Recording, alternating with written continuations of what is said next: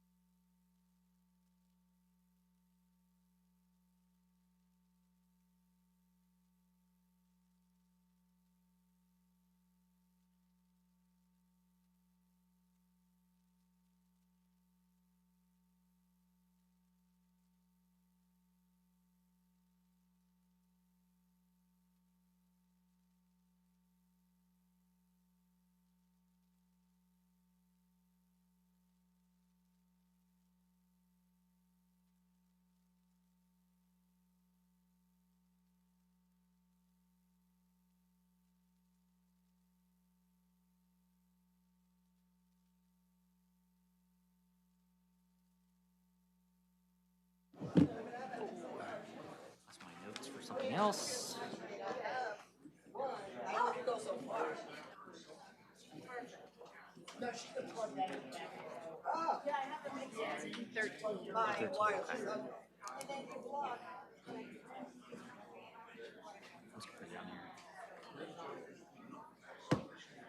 Because I have a feeling we're going to be here a while.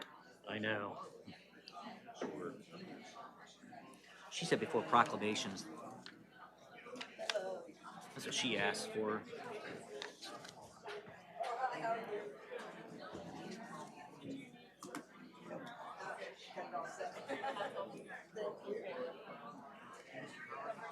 Yes. Oh, she wants it before proclamation. That's what she said. Wow. Yeah, that's what she said. So, I said, okay. Let's go. Well, get him out of here. Get him We're paying gone. him. Okay. Yes. How did you want to go about doing the? What's it have you do? You just remove the power from that cloud, and then you just real quick, and I'm just gonna jump up. This person to the chair. I'll probably say a couple So you want me to call him up as I'm reading it? I would do call Just like a up. proclamation. Yeah, I'll just do it like that. Not on my. I might just say.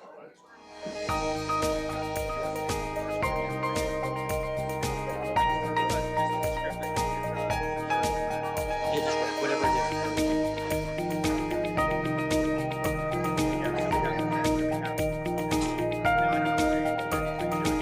Yeah, I'm just gonna bring these up as all.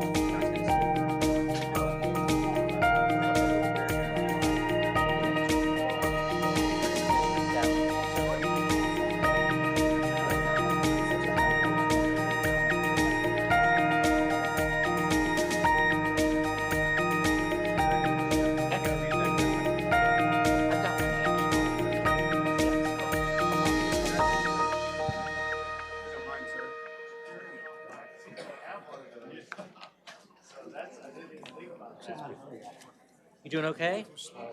I know. It's been a while. Good seeing you. I was worried about you. I'm like, where's he at?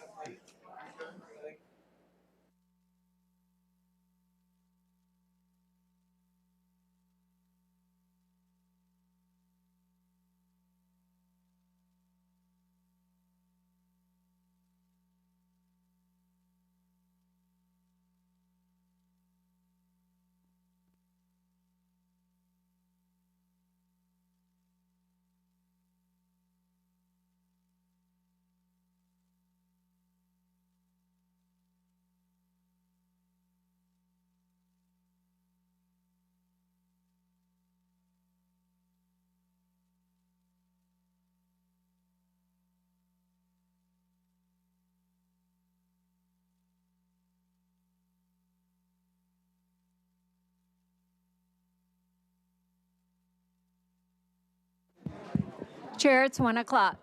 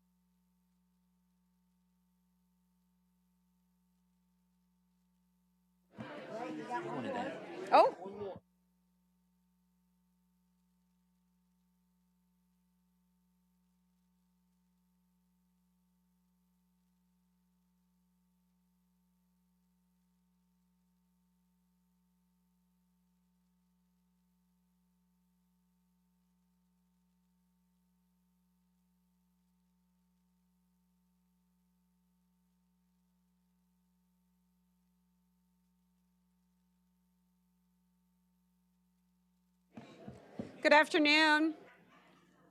There, I see one seat up front. So if you are not here for a proclamation or from Cambridge Greens, I need you to either find a seat or there's an overflow room and the deputies will help you get there. If you're standing in the hallway and you're here for a proclamation or you're from Cambridge Greens, can you come in the room and kind of find a place here? Thank you.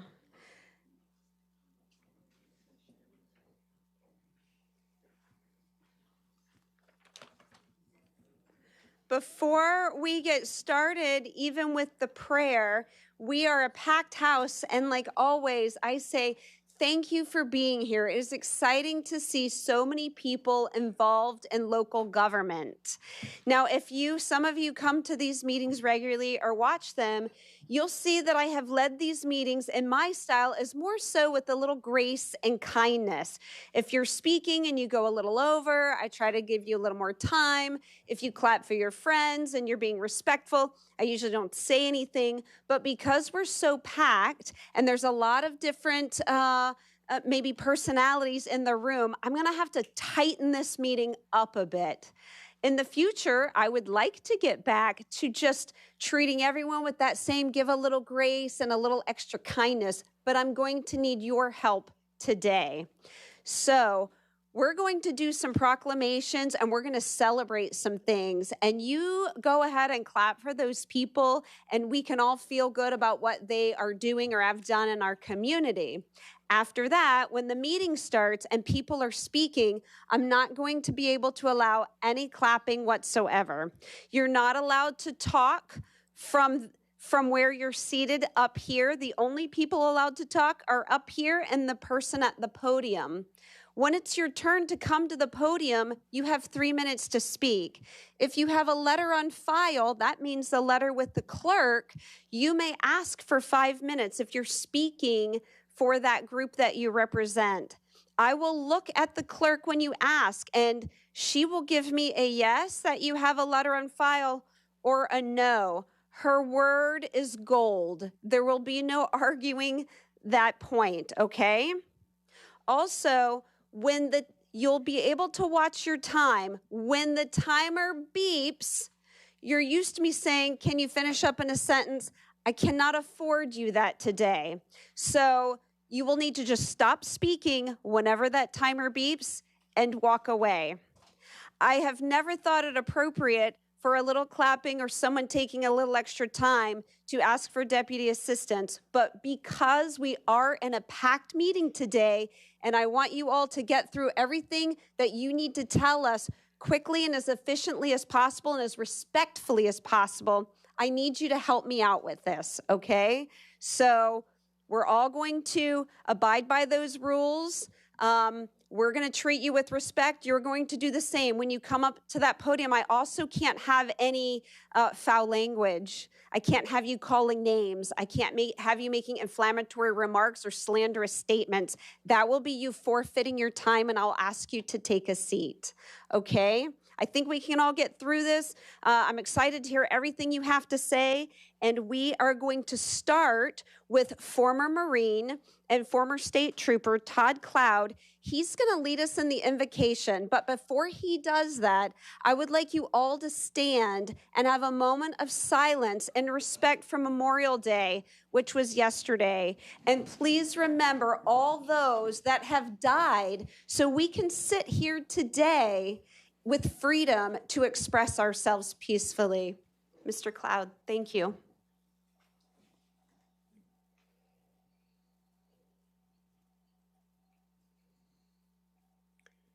Oh, Heavenly Father, bless this day, bless this county, bless the United States of America.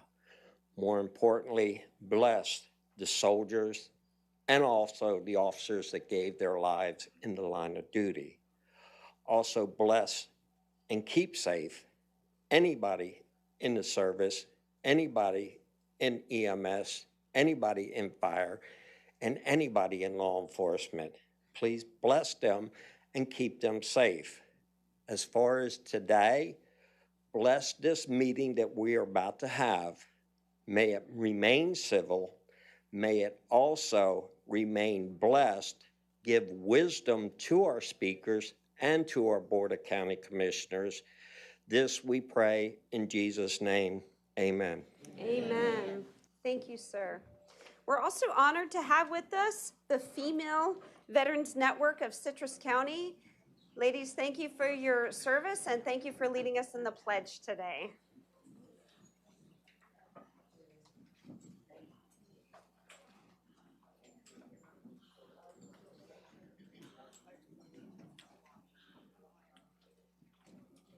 Oh, there's quite a few of you. Yes.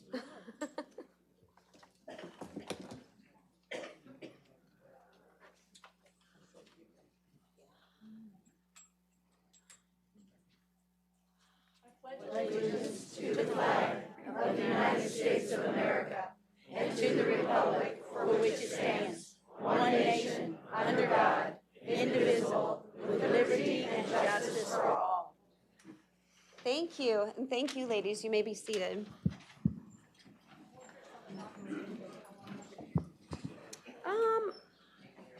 If you could just stand to the side while we do a few more things and then come right back up.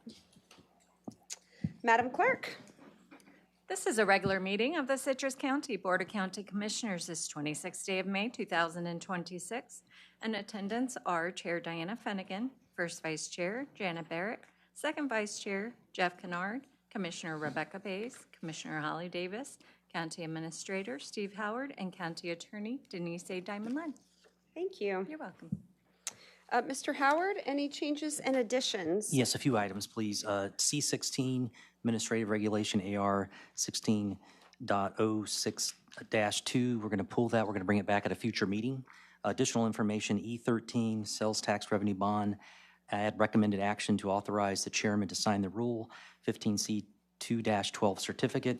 I'm also going to ask for consideration to move that up, that item before time certains. Talk with the chair about that for consideration of that one.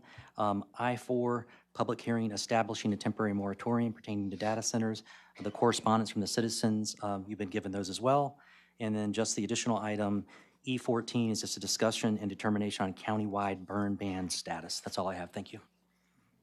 Madam Chair, I make a motion that we accept the agenda with the additions and subtractions that County Administrator Mr. Howard put in.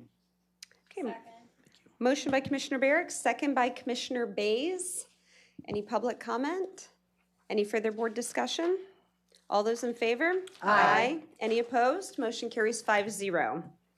Motion to approve B1, 2, 3, 4, and 5. Second. Motion by Commissioner Davis, second by Commissioner Barrick. Any public comment? Any further board discussion? All those in favor? Aye. Board, if you could, meet me up front. Would all those representing the Women Veterans Recognition Day please make your way forward?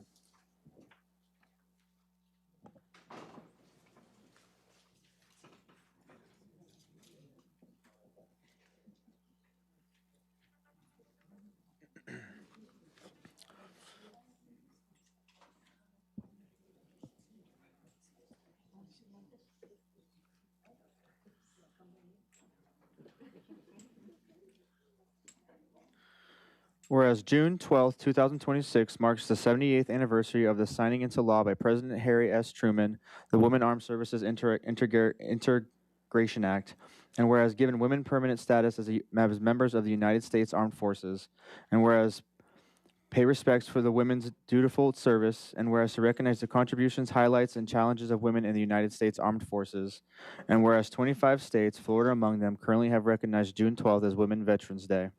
Now, therefore, be it resolved by the Board of County Commissioners of Citrus County, Florida, proclaim June 12th, 2026 as Women Veterans Day in Citrus County, Florida, executed this 26th day of May, 2026.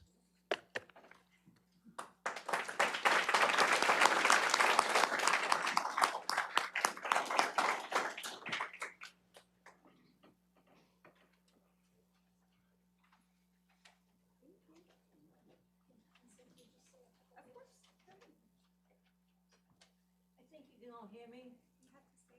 I have to say it in the mic. Okay. Good afternoon. My name is Cynthia Henderson. I am the founder and president of Female Veterans Network of Citrus County. I want to thank Commissioner Barrick and Denise Gallagher for walking FVN through the steps to make this proclamation. Women Veterans Day is not to take away from Veterans Day, but a recognition of the day that President Truman signed the act that officially gave women the status as actual members of the U.S. Armed Forces and not just auxiliary or volunteers. The act also retroactively granted women veterans status for their service in World War II and prior giving them the same rights and benefits as their male counterparts. Thank you.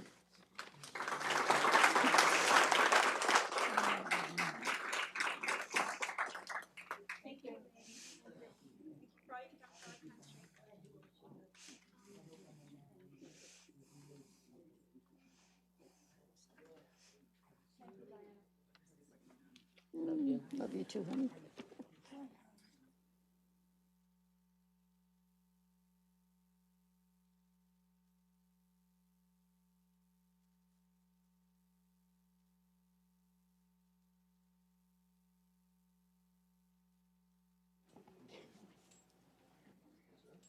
Would all those representing Men's Health Month please make your way forward?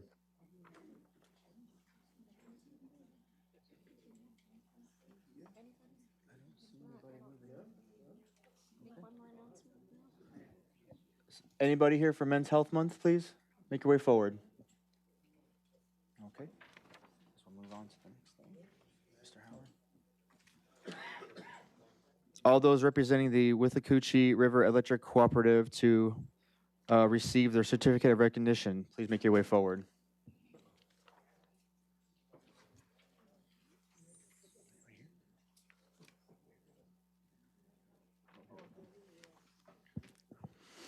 The Citrus County Board of County Commissioners extends its sincere gratitude to Withlacoochee River Electric Cooperative for its extraordinary generosity in sponsoring the annual Employee Appreciation Barbecue.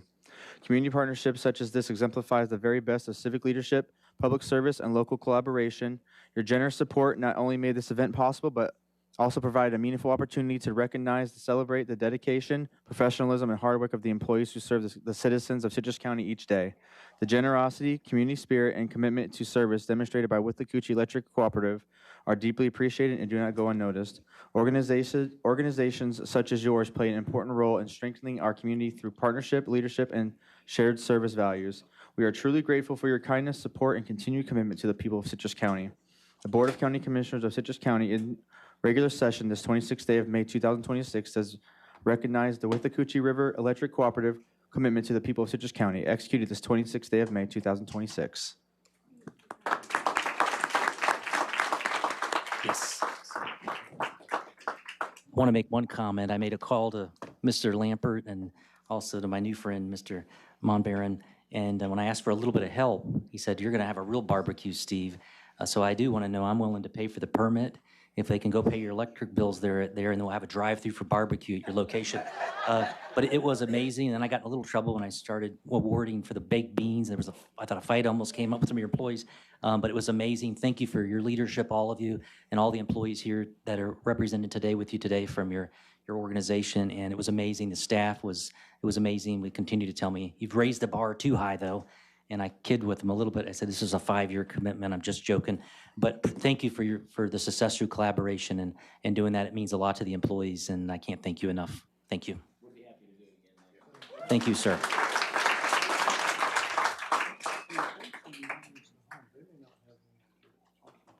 Yes. So one of the things when COVID struck, they kind of took away this little barbecue event, they called it, for the employees. It was important to me that we bring that back. It's important to recognize all the great work that the employees are doing. And in the past, we paid for that, no taxpayer money, so which we don't mind doing that, putting money into that. But I thought, could we raise the bar? And Mr. Lampert when I talked to him one time, "What can I do for you?" And he probably wished he didn't give me that cell phone number now. But I called him, and he graciously did that. So they stepped up. They provided everything, and we were going to serve the food. They said, "No, Steve, we're going to serve it. Can I buy plates?" "No, we're going to buy the plates." They wouldn't let us do anything because they wanted us to make sure that interaction with the employees. We had over probably 600 that they did, and I've never seen so much barbecue in one event. But it was amazing. But thank you, and this is a great opportunity again for for the employees to recognize all the great work they're doing, and that networking with among the employees. They get to interact with their supervisors and things like that. They don't often get to do that and crisscross and cross all these different things that we were doing that day. So again, thank you. And again, thank you so much for all the stuff you're doing for this community, not just for this, but you do so much throughout the community. Thank you, thank you, thank you.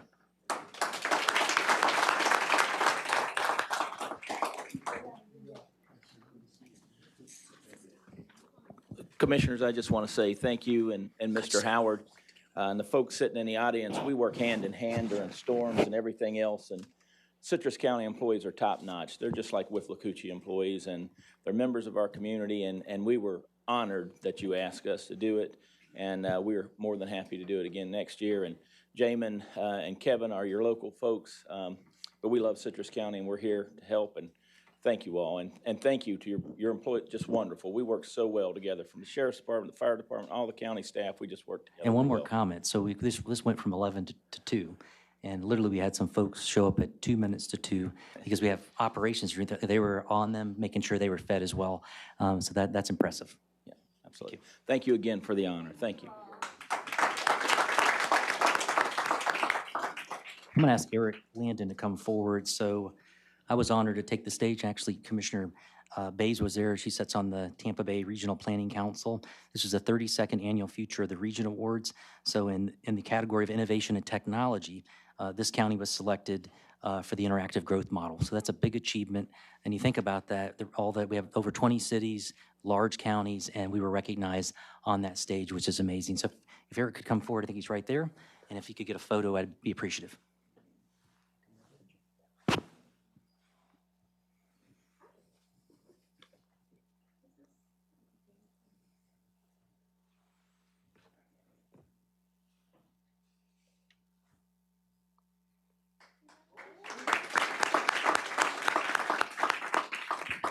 And we got another one.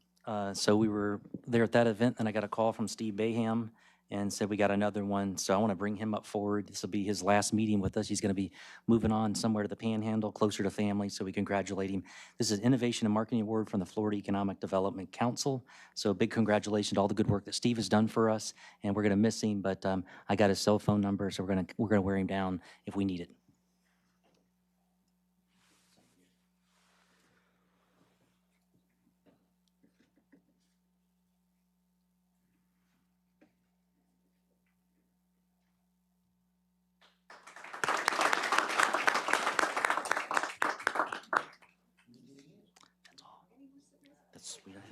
I'm aware of. Yes, perfect, perfect. Yes.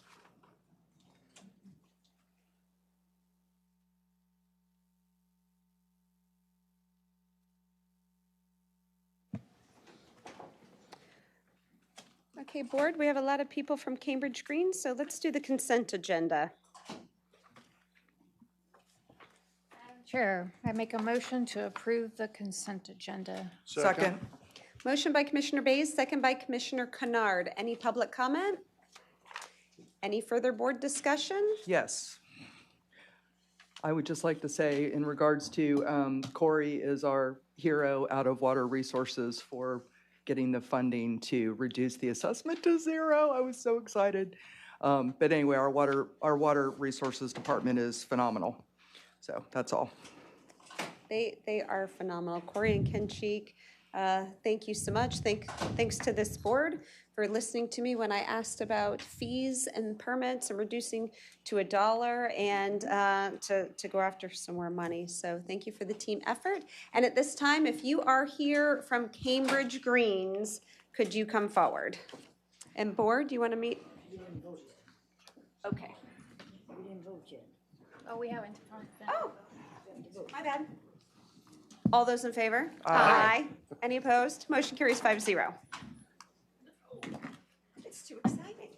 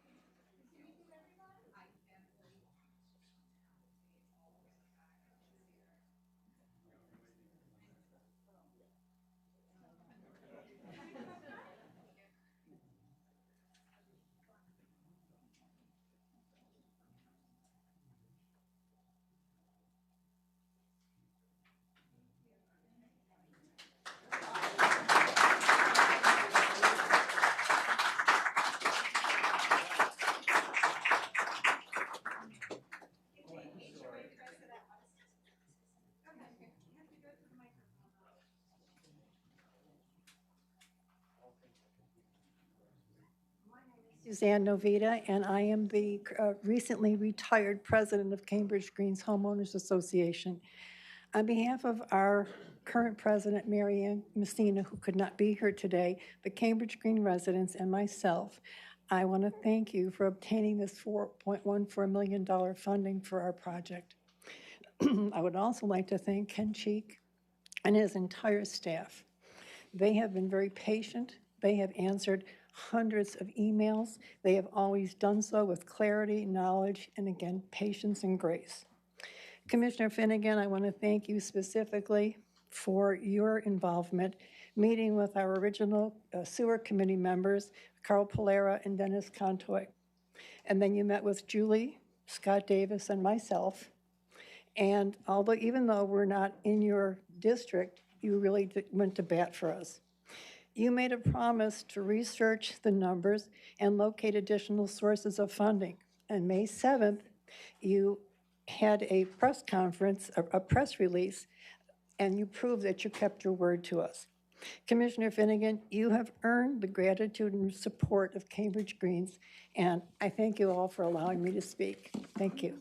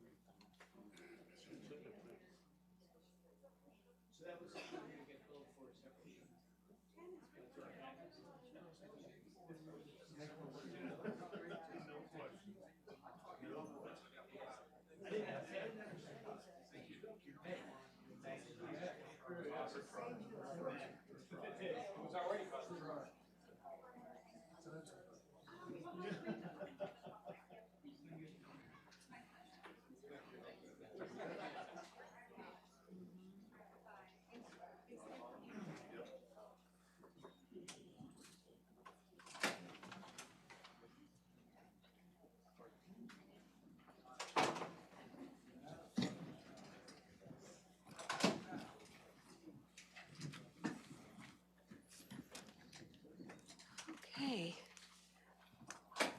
Are there any more chairs that's opened up?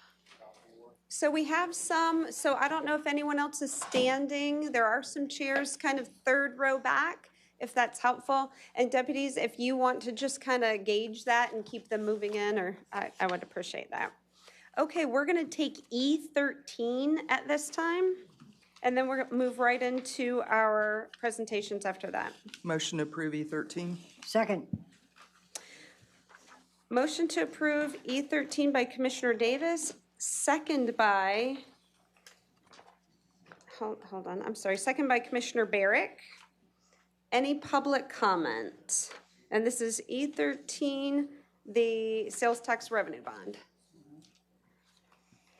Any further board discussion? I believe the person's here, so I had a couple of questions that Tammy couldn't answer. Is the person, oh, hi. If I'd known who you were, I'd try to catch you before the meeting. Okay, please. Chair, Commissioners, Jay Glover from PFM. We're the county's financial advisor. So we help develop the plan of finance to fund the animal shelter project, and happy to address any questions you might have. I have a question, and she wanted me to ask you, so bonding the $15 million, but if we don't need that amount through donations, and let's just use 10 million as a guess, how can we pay that off early? She said that we would make payments twice a year. It's not monthly like a loan.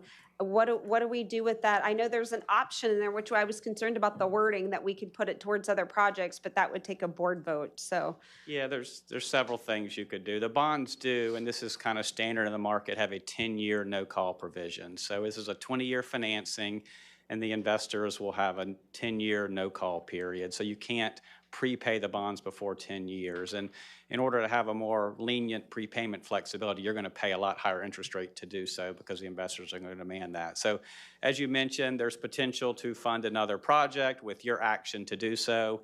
You could also put funds in what we call a sinking fund that could be used to pay upcoming principal and interest payments every 6 months, thus creating budget capacity for other things that would have otherwise been used to pay that debt service.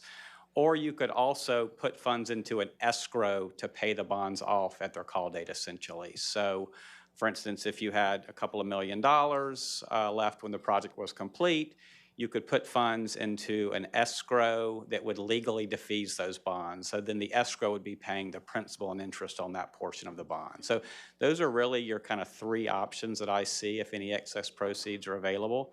And if there's anything else, we'd have to talk with tax counsel or bond counsel about that. But I think those 3 are viable options you could do. That's helpful. Thank you. Board, do you have any other questions? Yeah, I got a question. So if we were to do anything that you suggest, we still pay the interest for that money?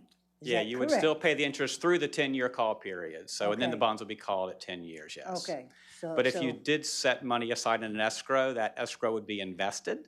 So you would be earning money on those funds to offset the interest costs that you're paying on the bonds to some extent. Not 100%, but there would be some offset of interest earnings in the escrow to offset interest income that you're paying. Yeah, well, unless interest goes up really, really high, we're still going to be paying interest. So that's what I wanted to make sure. We are going to be, even if we paid it off at the end of the 10 years.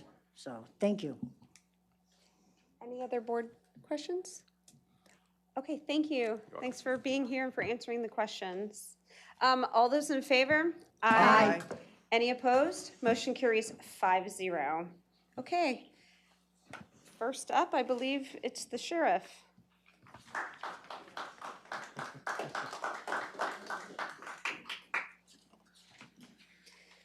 And I'm so happy that we love our sheriff. Sheriff, I'm so glad you're getting applause, but I'm just going to give a quick reminder, because we were applauding a lot, that now we're starting the presentation and the regular meeting, so we are going to hold our applause.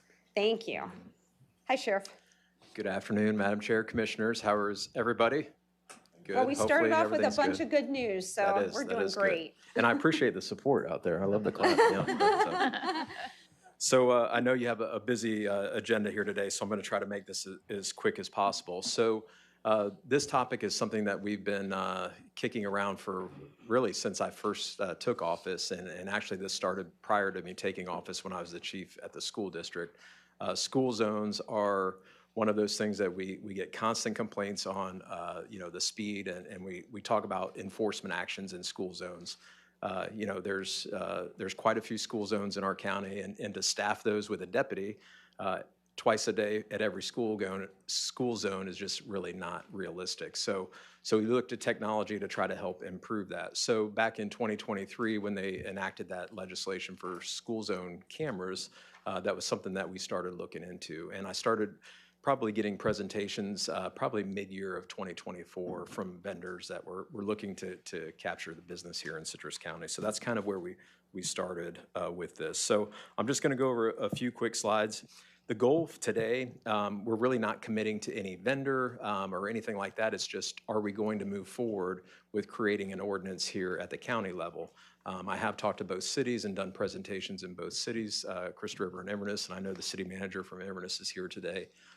Ms. Kurtz could not be here, but they've already decided to move forward. But the last piece of that puzzle is the county, because we want the ordinances to match in the city and the county. So that gets us here to today.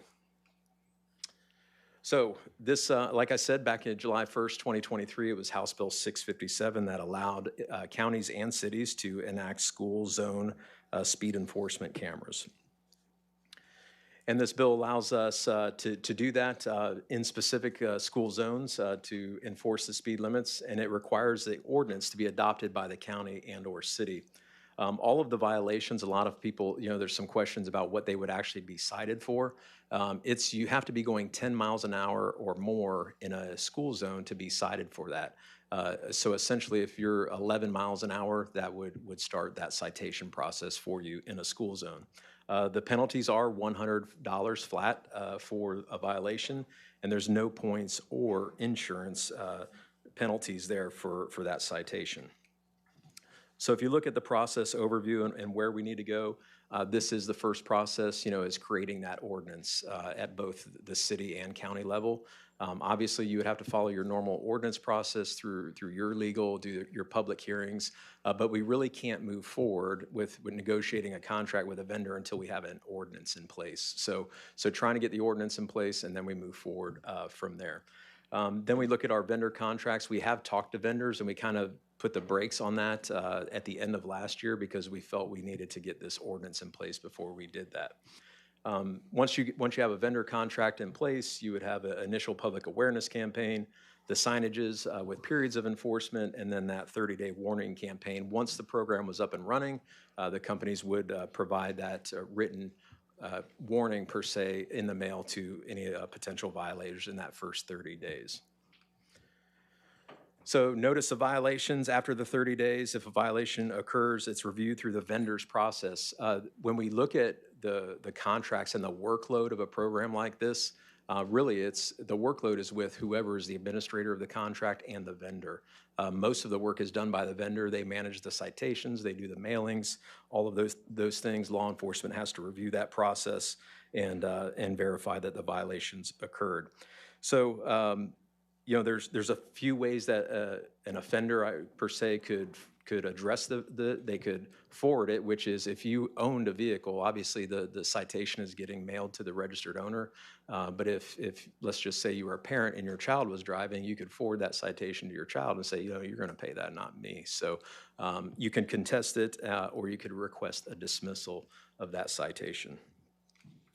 So when you look at the $100 fine breakdown, it's set in statute about where those funds go. We do not control that.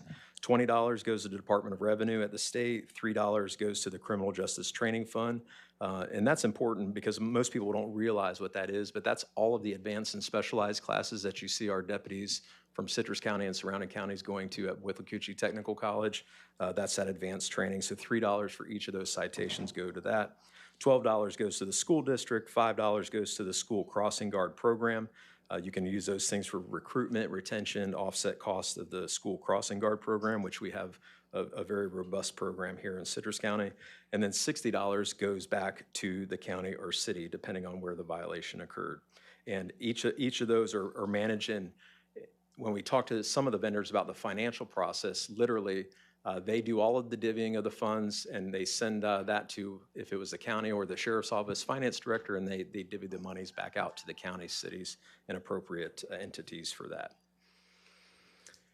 So when we look at Citrus County, specifically for the county, obviously it's unincorporated. We've already addressed the cities with the potential school zones that would be affected in the cities, but here's your unincorporated areas.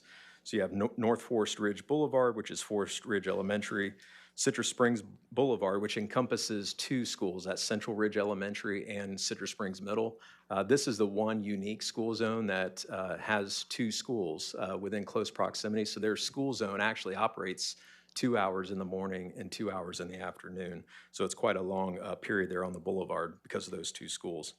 You have Citrus Springs Elementary, Homosassa Elementary, Hernando Elementary, Floral City Elementary, Rock Crusher Elementary, and then Pope John Paul on 490 there. I will tell you just from experience, Rock Crusher Road, we have done enforcement, tried to get people to slow down, but that's probably like when I was the chief, my biggest nemesis was Rock Crusher Road and the violations of the speed zone there. It's not the best setup. That school entryway is right at a turn on Rock Crusher Road. For whatever reason, people just don't like to slow down for that school zone. So enforcement has been done there. Just not very effective, again, because of consistency there. So in closing there, failure to pay the fine could result in a violation, turning that into a uniform traffic citation. There is another process. Obviously, if you refuse to pay this citation, it goes to a normal traffic citation, which would then be handled through regular traffic court. This is a no-cost program. I think that's important to highlight. All of the vendors that we have spoke to, that these programs pay for themselves. When it comes to staffing, we can talk about that here as I close up. But really the staffing workload falls on who is the administrator of the contract. Some counties choose the county to administer the program. Some cities will choose their law enforcement agency to administer the program, and some counties will have the sheriff run the program. Really, the workload, like I said earlier, is between the vendor and myself, if I were the administrator of the contract, someone to review all of those citations to make sure that the violations occurred. So that's where the bulk of that workload goes. And again, my plan is if we move forward and I am the administrator of the program, that I'm not adding additional positions to manage that program at the sheriff's office. The goal is obviously safety. You know, I think at the end of the day, we can all agree that, you know, safe school zones is our goal. And speed and traffic is an issue in most of our school zones here in Citrus County. The success rate, when we look at counties that have implemented this technology, they average 75% and better in the reductions of violations within the first year. And again, we've already talked to both cities who are in agreement and are just waiting to see where we go at the county level. So I know that that's probably got some questions in your mind, and I know that I'm not sure if everyone has seen that on the board, but I know that the county looked at this as far as what the workload would look like on the county, and gave you some figures. I'm not sure, you'll have to discuss what, you know, I think that they talked about adding an FTE at the county level. Honestly, I don't know what that would do outside the hearing officer, because there is a hearing officer if someone contests their violation, that we would need to have a process or an MOU in place about how that was handled.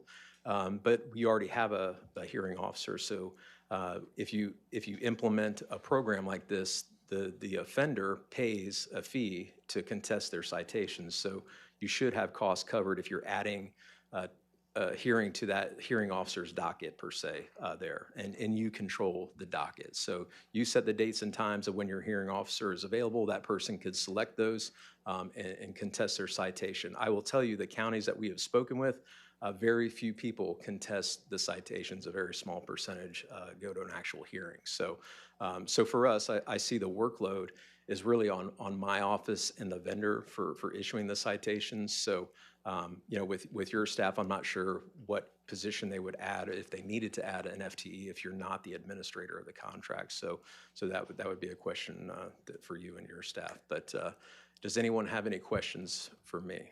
Board? Commissioner Kennard. Yeah, I've got a couple. Sheriff, thank you for being here. When I first mentioned this to a group of friends that I was with, their first concern, naturally, as I'm sure much of the public is, this sounds a lot like Big Brother. Mm-hmm. And I really didn't have an answer to, I guess, mitigate their concerns over that. So I would start with these cameras. Are they reading every license plate that passes?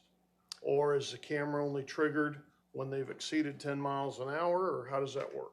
Yeah, to really get in the nuts and bolts about it, if it takes a picture of every camera, I couldn't answer that. I know obviously every camera over that 10 miles an hour, it's taking that picture. There's companies that run things differently. Some companies do have cameras that are license plate readers that you can hack that. I would not, if I was a program administrator, have that capability there. This goal of this program is to create safer school zones. It's not about collecting data and intelligence on people. I know there's a lot of conversation out there about license plate readers and privacy issues. This does not video record, it literally takes pictures. If I sat a deputy out on a sidewalk and clicked a camera, every car that passed, it's the same thing that's happening there. So, you know, I know that people have this fear of Big Brother with invasion of privacy, but this is literally, you know, you're on a public road that's maintained by our county, and you know, there's plenty of Supreme Court decisions that there is not an expectation of privacy to your government-owned license plate for us to take a picture of. Okay, and the data, the pictures, the information that's collected, where is that stored? Who's responsible for it? How long is it stored? And who has access to it? Can that data, can that information be sold to another vendor? Yeah, I'm 99.9% sure that there's things in the contracts that they cannot sell the data.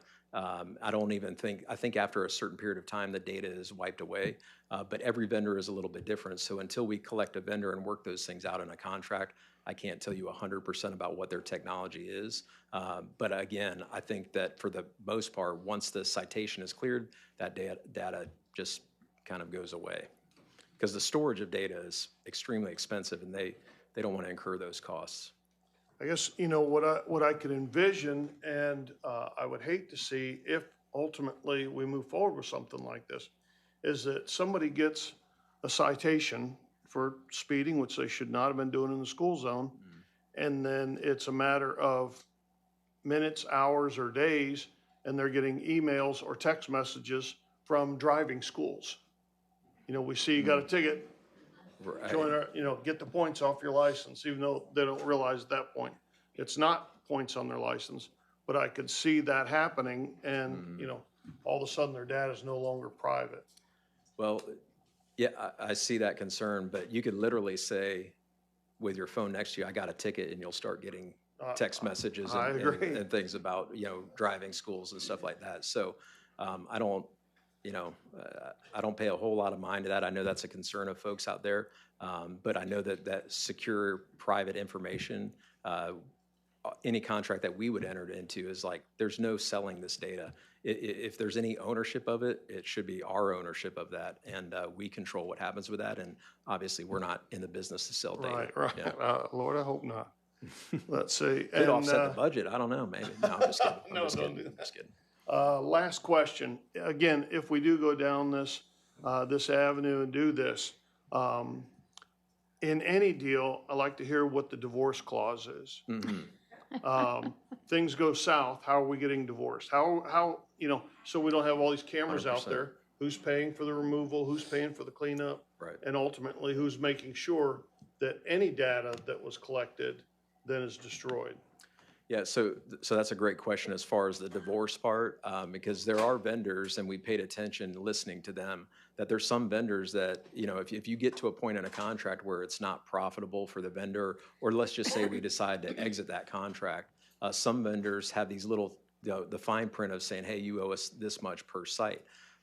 I know that there's vendors that don't do that either. They say, look, if it comes to terms of where we're not in agreement, we're not going to charge you for the divorce per se, Right. for the program. As far as the data goes, again, I can't answer that with 100% certainty.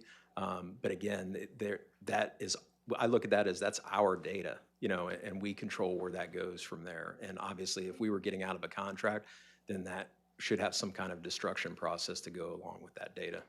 Okay, thank you. Anyone else? Commissioner Bass? Hi, Sheriff. Has there been a study performed? I mean, have we issued citations over the 10 mile an hour currently? If so, how many? Has there been crashes? Do we have any statistical data that is warranting this? So the only hard data that we have is back in 2023, when the previous administration to me was looking at red light cameras. They also looked at school zone cameras, and they did collect data back during that time. And I sent you an email earlier, and I'm going to look, just make sure I have the numbers right to answer your questions for that. So some examples in a single day back in 2023, and I have 4 school zones. Forest Ridge had 500 violations. Rock Crusher had 200 violations. Hernando had 250 violations. Citrus Springs had 240 violations. Just for that one year? That was a day, one day. Oh, one day? One day. Wow. Yeah. Oh, boy. So I think, if you're out in a school zone, doing enforcement, it's like shooting fish in a barrel. I hate to say it like that, but, flashing lights, all those things that you try to get people to slow their speeds down, sometimes they're just in a hurry. I think the violations are there. Our goal is to correct behavior in those school zones and create a safe environment for there. I think you're going to see a huge reduction if we were to implement this after the first year, even probably the first 6 months, you would see that change of behavior there. So the violations are there. We haven't done any independent studies at the Sheriff's Office of those, no. Madam Chair. Mr. Howard, if a hearing officer, if we have one, are they on contract and we just pay them a flat fee, or would there be an additional cost incurred? Maybe let Veronica, actually Veronica did a deep dive on this with the Sheriff's Office and see if she can come forward. That was going to be the question I was going to ask based on the briefing paper that Veronica did. In-depth process. Good afternoon, Veronica Campshore, Special Projects Manager. I am just looking for my hearing rate related expenses section here. To answer Commissioner Bays's question, the hearing officer, also known as the special magistrate, is on contract with Citrus County, so not a direct employee of the administrator or legal. There would be an hourly rate associated with that individual's work on this, as well as workloads for the assistant county attorney and county attorney, that contracted hearing officer, and then streaming and audiovisual support, as well as any support needed from the sheriff's office that was not part of the partnership. Any questions? And Mr. Howard, at this point, who would be the administrator? Would it be the sheriff's office or would it be the county? I think we looked at several options, but maybe you want to talk to that point. I believe the draft ordinance shows that Yeah. the sheriff would be the administrator, but Citrus County would retain the hearing responsibilities as there's a division of powers there. Thank you. Madam Chair? Commissioner Davis. So does that mean in your briefing paper, it says we would need one full-time equivalent? Instead, it could be the sheriff's office, and we don't need a full-time equivalent on the county side? Those expenses that I just outlined would be, if there were or were not an FTE, that would be separate. The FTE model that we used was the legal secretary for code compliance, which has the special magistrate hearings. So it would be a very similar process to that. The job description we modeled this off of was the legal secretary for that function. And so it would be very similar to the operation there, as well as the additional costs, which are minimal. Okay, I'm still not really putting all this together. There's a lot of pieces. Yeah, so if it goes through special magistrate and our legal department is providing, I think, minimal support, they don't need another employee in the legal department to do this. Okay. Do we need to have a county employee, or is that role being fulfilled by the sheriff's office? It's our recommendation that there be an FTE assigned to the program, at least in preliminary. There's a lot of responsibilities that the vendor can take off of the county's plate or the sheriff's plate, and there's a lot of opportunity there, but until we have a vendor in place based on what we're looking at as the worst-case scenario, the busiest, most violations, an FTE is recommended to keep all of those other related pieces together and coordinated internally. Okay, so it might be a one-year thing or It so would forth. certainly be something worth looking at once you knew exactly how many violations you were looking at. And but I would say if it requires an FTE to do this, then the revenue is actually probably going, based on your numbers, going to pay for it. It should be generally net zero. There shouldn't be a huge revenue or a loss. Okay. You know, all it takes is one kid getting hurt or killed, and this is peanuts, but we just still need to understand what the financial aspect is, so. Absolutely. And Sheriff, I'm horrified by those numbers. Thank you, sir. Commissioner Yeah, Barrett. and again, too, just to comment on that, just to follow up, is that you set a rate for the hearing. If someone's going to contest that, you make the rate. So it ranges from $50, $150 if you're going to contest your $100 citation. So if they're requesting that, there is a revenue that they have to pay to come and contest that citation. So that should help cover that hourly cost, I would think, with your magistrate, so. Commissioner Barrett, if I just may, I'm sorry, since he spoke on it, I was waiting to clarify that with you. So the ticket's $100. The violator doesn't want to pay the ticket. They want to contest it. So they go before the magistrate, but you're saying the county can put whatever fee on that. Yes. So whatever we would pay that portion of time for the magistrate, that's why you're. In addition to the $100 citation. I see. And, yeah, so if the magistrate's handling it, I'm not sure what our FTE person is doing, but I'll let Commissioner Barrick ask her question. Maybe I'll figure that out with Veronica. Okay, I want to back up a little. Commissioner Bays asked how many. My question was, how many offenders are done on a daily basis currently? How many tickets are issued on a daily basis? Well, that depends on For the day. any of the schools, for the total of the schools? Any? Oh, I'm sure that we do, Commissioner, but I don't have that number to Well, say I'd like what to on know the how day. many we are actually issuing currently. Okay. Okay, I drive through the school district areas and everybody slows down. I don't know or haven't seen any children that were injured or hit by a car or anything else. And I mean, Beverly Hills, Forest Ridge has got a lot of kids. Citrus Springs, West Citrus Springs Boulevard, we have twice as many because we have 2 schools. Okay? Most of the schools, the main campuses, like Lecanto, they're not even on a main road. They're not So on you the wouldn't- list. So you wouldn't have a camera there. No, they're correct? not on the list. Yes, ma'am. And that's what I'm saying. So to me, at this point, I'd like to have you come back and tell us how many actual people have gotten tickets, say in 2025, Okay. okay? Because I I can't. will tell you, Commissioner, that that's going to be a skewed number because as soon as you set a patrol car in a median, everybody slows down. Well, see, that's the So- question. Why aren't you setting a patrol car on a daily basis in the medians? We Well, gave that's you a enough matter of officers resources. now. Okay, we've given you more officers and more officers. Mhm. Okay, so it would behoove you to set somebody for that hour of time. Okay, and the hour of time. And then they do something else the rest of the day, I'm sure they do. But I mean, it would slow everybody down. And if they see the patrol car, yes, they do slow down. And that's a normal reaction to any driver, Right. not just in a school zone, but on 491, on 44, anywhere. So my thing is, we've given you money for new officers, extra officers, to get you back up to where you belong.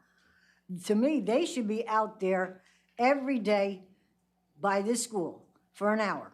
The only one that they gotta be by, the one for 2 hours is on West Citrus Springs Boulevard, which I understand, because we do have to, longer hours because we have 2 schools. But you should be able to man those without us having to go into this procedure of having cameras taking pictures, and then possibly going and they don't, they reject it and whatever, and going back and forth and back and forth.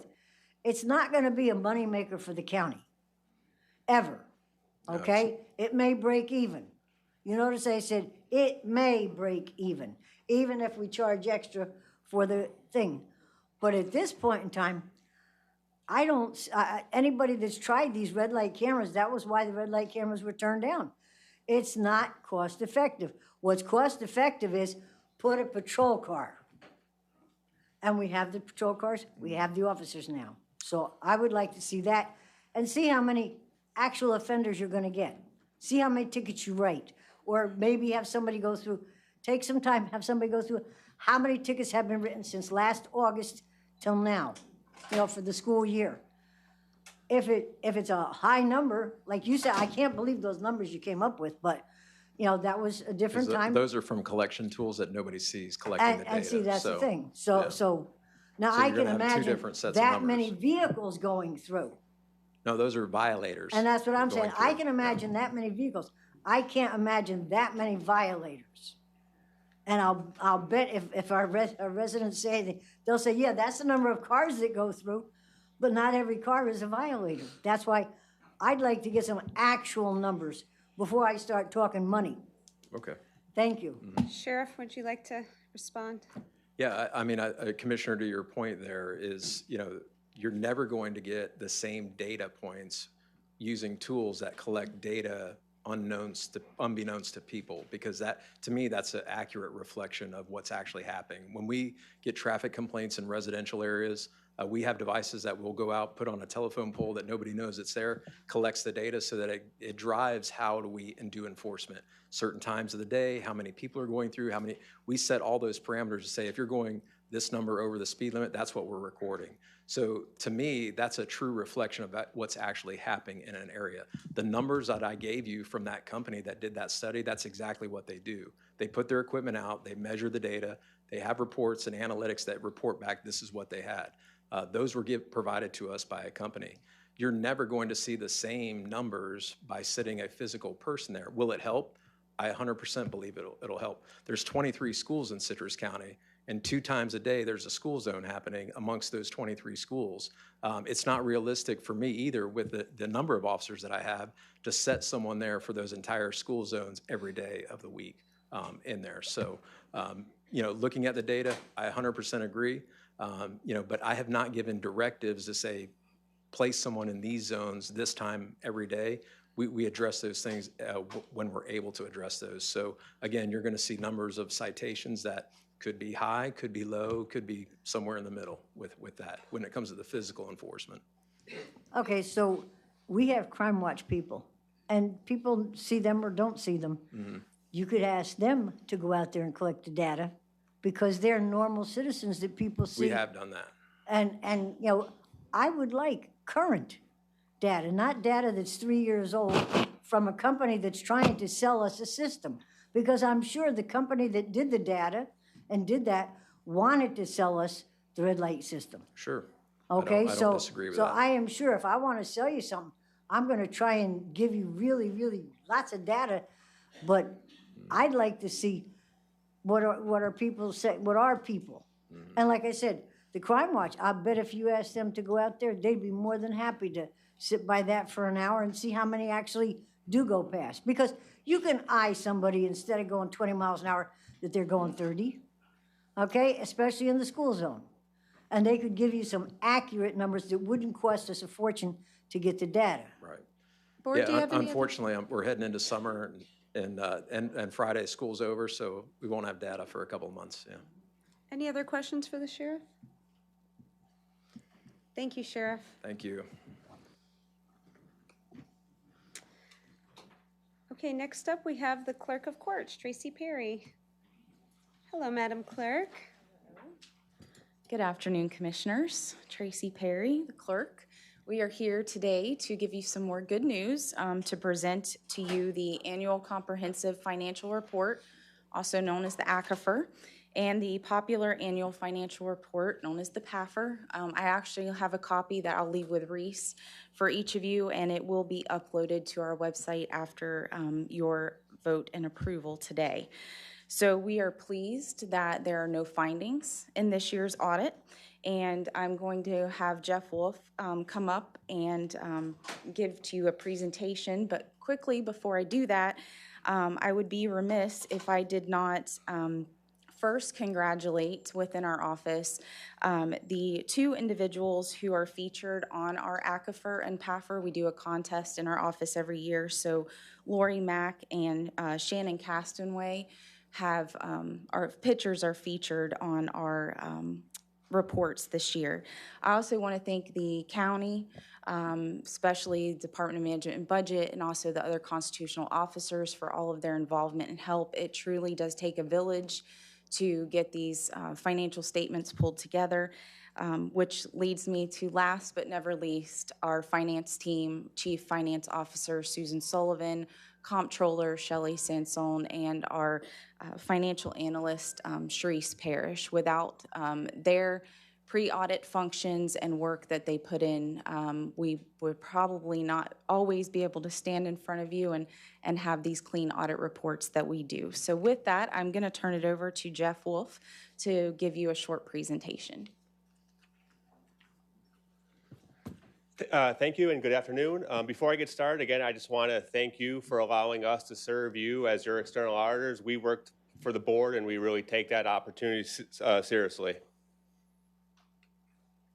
So just real quick, required to communicate certain things to governance, which would be the board. And that's first really our responsibilities, which is to perform an audit in accordance with applicable standards and render an opinion on whether those financial statements are materially correct.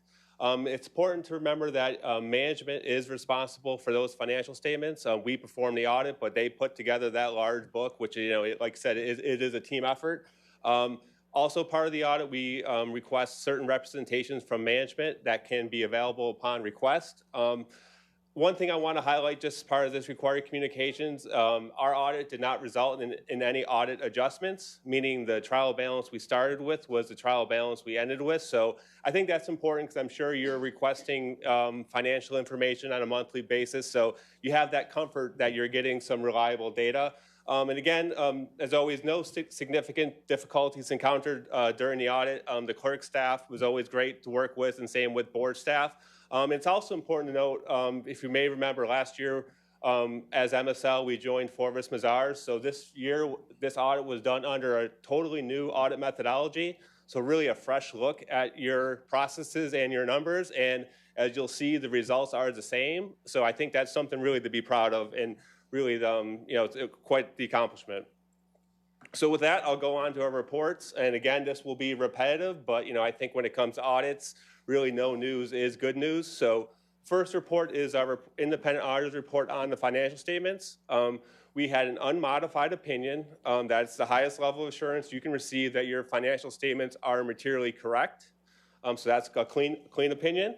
Our next report is report on internal control over financial reporting and compliance.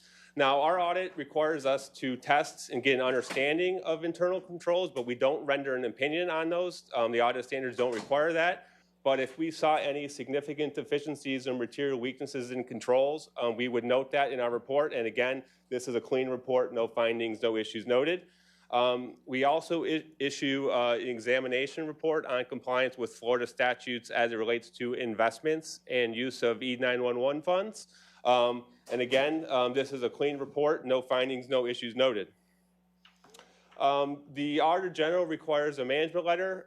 This letter kind of covers several things. First, if the county was in any kind of financial condition deterioration, any financial emergencies, we required to communicate those issues.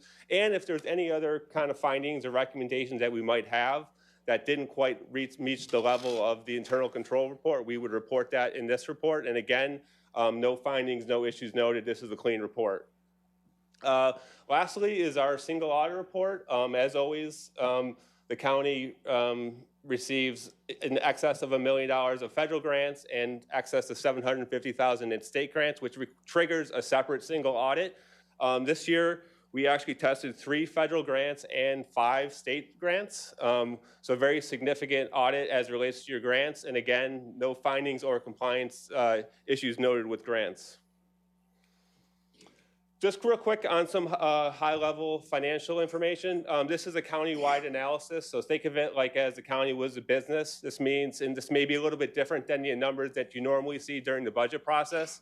This is long-term assets included long-term debt.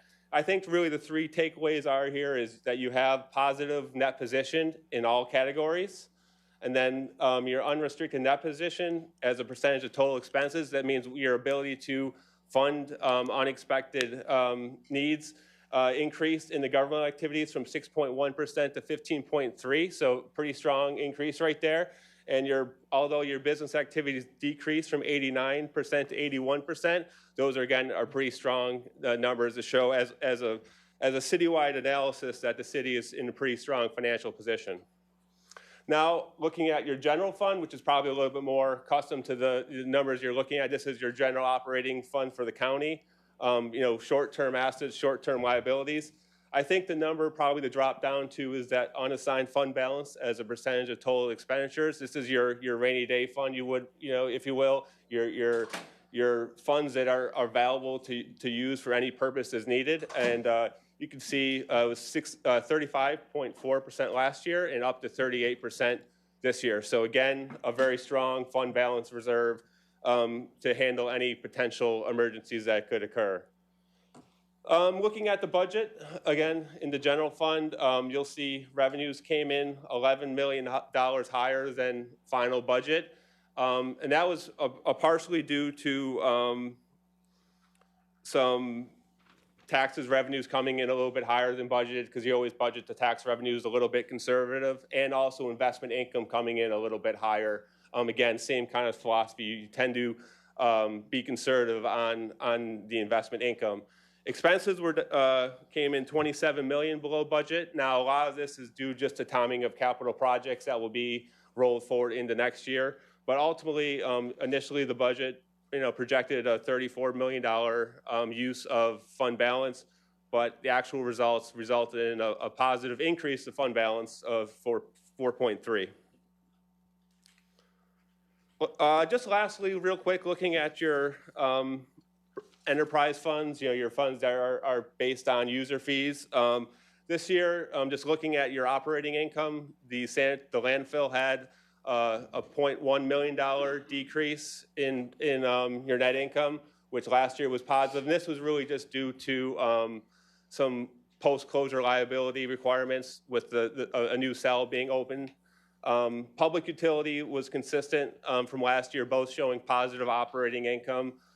Probably the biggest number is just your capital contributions, capital grants continuing to fund expansion.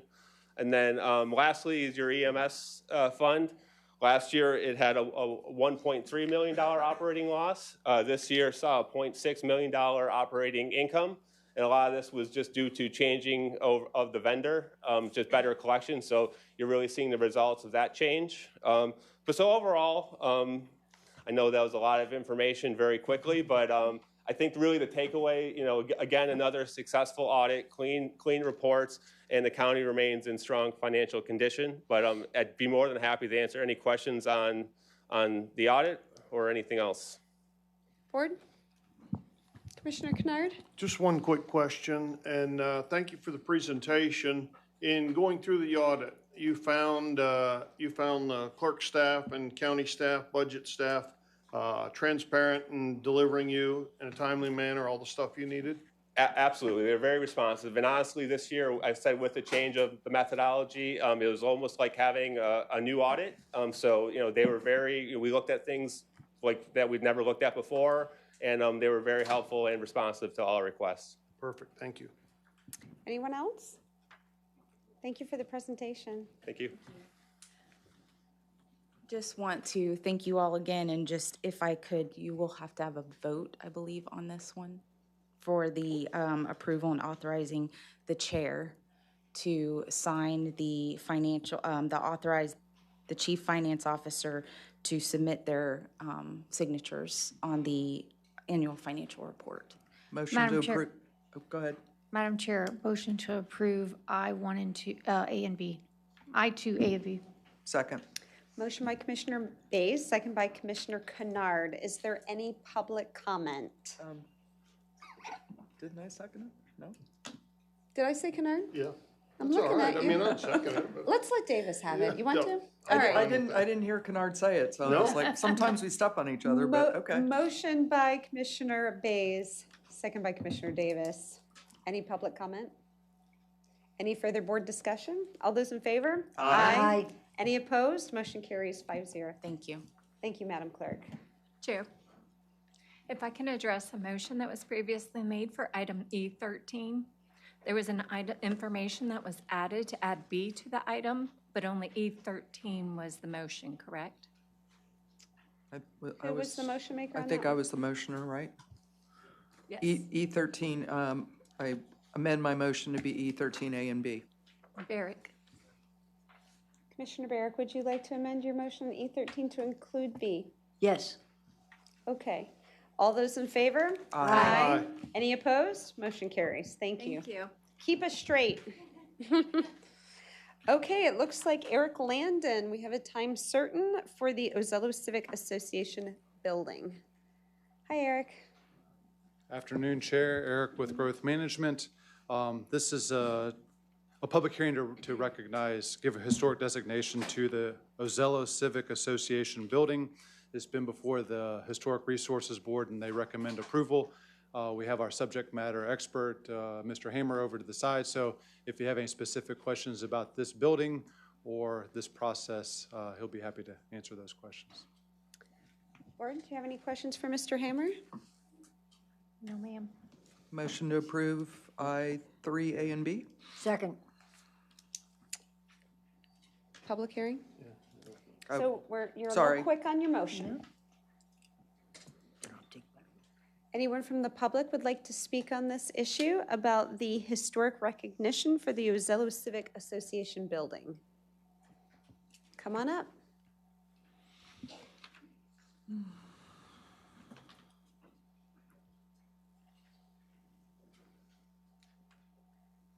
What number is your card? 12. 12, okay, thank you. Hello, my name is Jane Vandenberg, and I live in Ozello. And on behalf of the Ozello Civic Association, we wanted to apply for a local historic designation from the county of Citrus. The first step was to contact the state to get a state site number, which we did do. It's CI 02202. The land and the building was deeded to Ozello, Inc., a nonprofit civic corporation by Florida Waterman, Inc., in November 1965. The intention of the organization was for the betterment and improvement of the community. The organization first met in someone's home and had 12 interested people. By October 1966, the members met in the building at 14095 West Ozello Trail, and it has been a continuous running organization since then.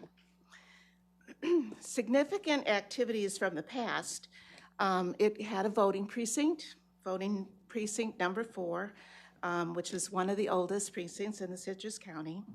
At first, the residents out there did not really have potable water, so water had to be brought in, and then it was distributed from the building. The church that is currently next door would hold services in that building when their church was being built. So it provided a lot of services to the members of the community that lived in, again, 9 miles out into the Gulf. Currently, we're still very vibrant. We have environmental activities that take place. We have speakers to tell us about the natural animals and bats and how to clean up our roads. Social services take place out there. We have a food pantry. We give Toys for Tots. We give out college scholarships and charity donations. Recreation opportunities for the community, such as bingo, pickleball, yoga, community dinners, etc. So it is vibrant. It is a pillar of our community. It brings people together. It is it's been there for over, about 60 years, and we just would like it to be recognized as historic to the village of Ozello. Thank you for considering it. Thank you for your comments. Okay. Ma'am, and probably the next one I'm going to call numbers. Just remember you were 12. You won't need another green card when you speak again, but okay, thank you. You're 12. Anyone else? Okay, closing the public portion of this. Board, any further discussion? No, ma'am. I think it's great. Motion to approve I3, I guess it's B, since we already did the hearing. Motion by Commissioner Davis. Second. Second by Commissioner Kennard. All those in favor? Aye. Any opposed? Motion carries 5-0. Now we are at the public hearing on an ordinance establishing a temporary moratorium pertaining to data centers. Are you taking this one, Madam Attorney? Yes, I need to read the title of the ordinance into the record. So at this time, you're going to be conducting a public hearing, and at the end of that public hearing, you're going to consider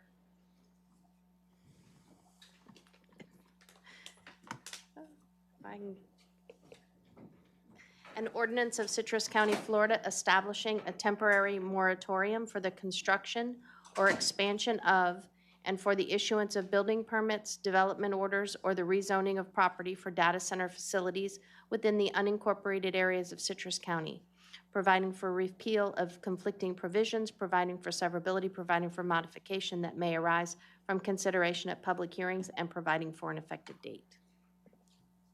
Okay, thank you. And I believe we'll go right into the public portion, public comment.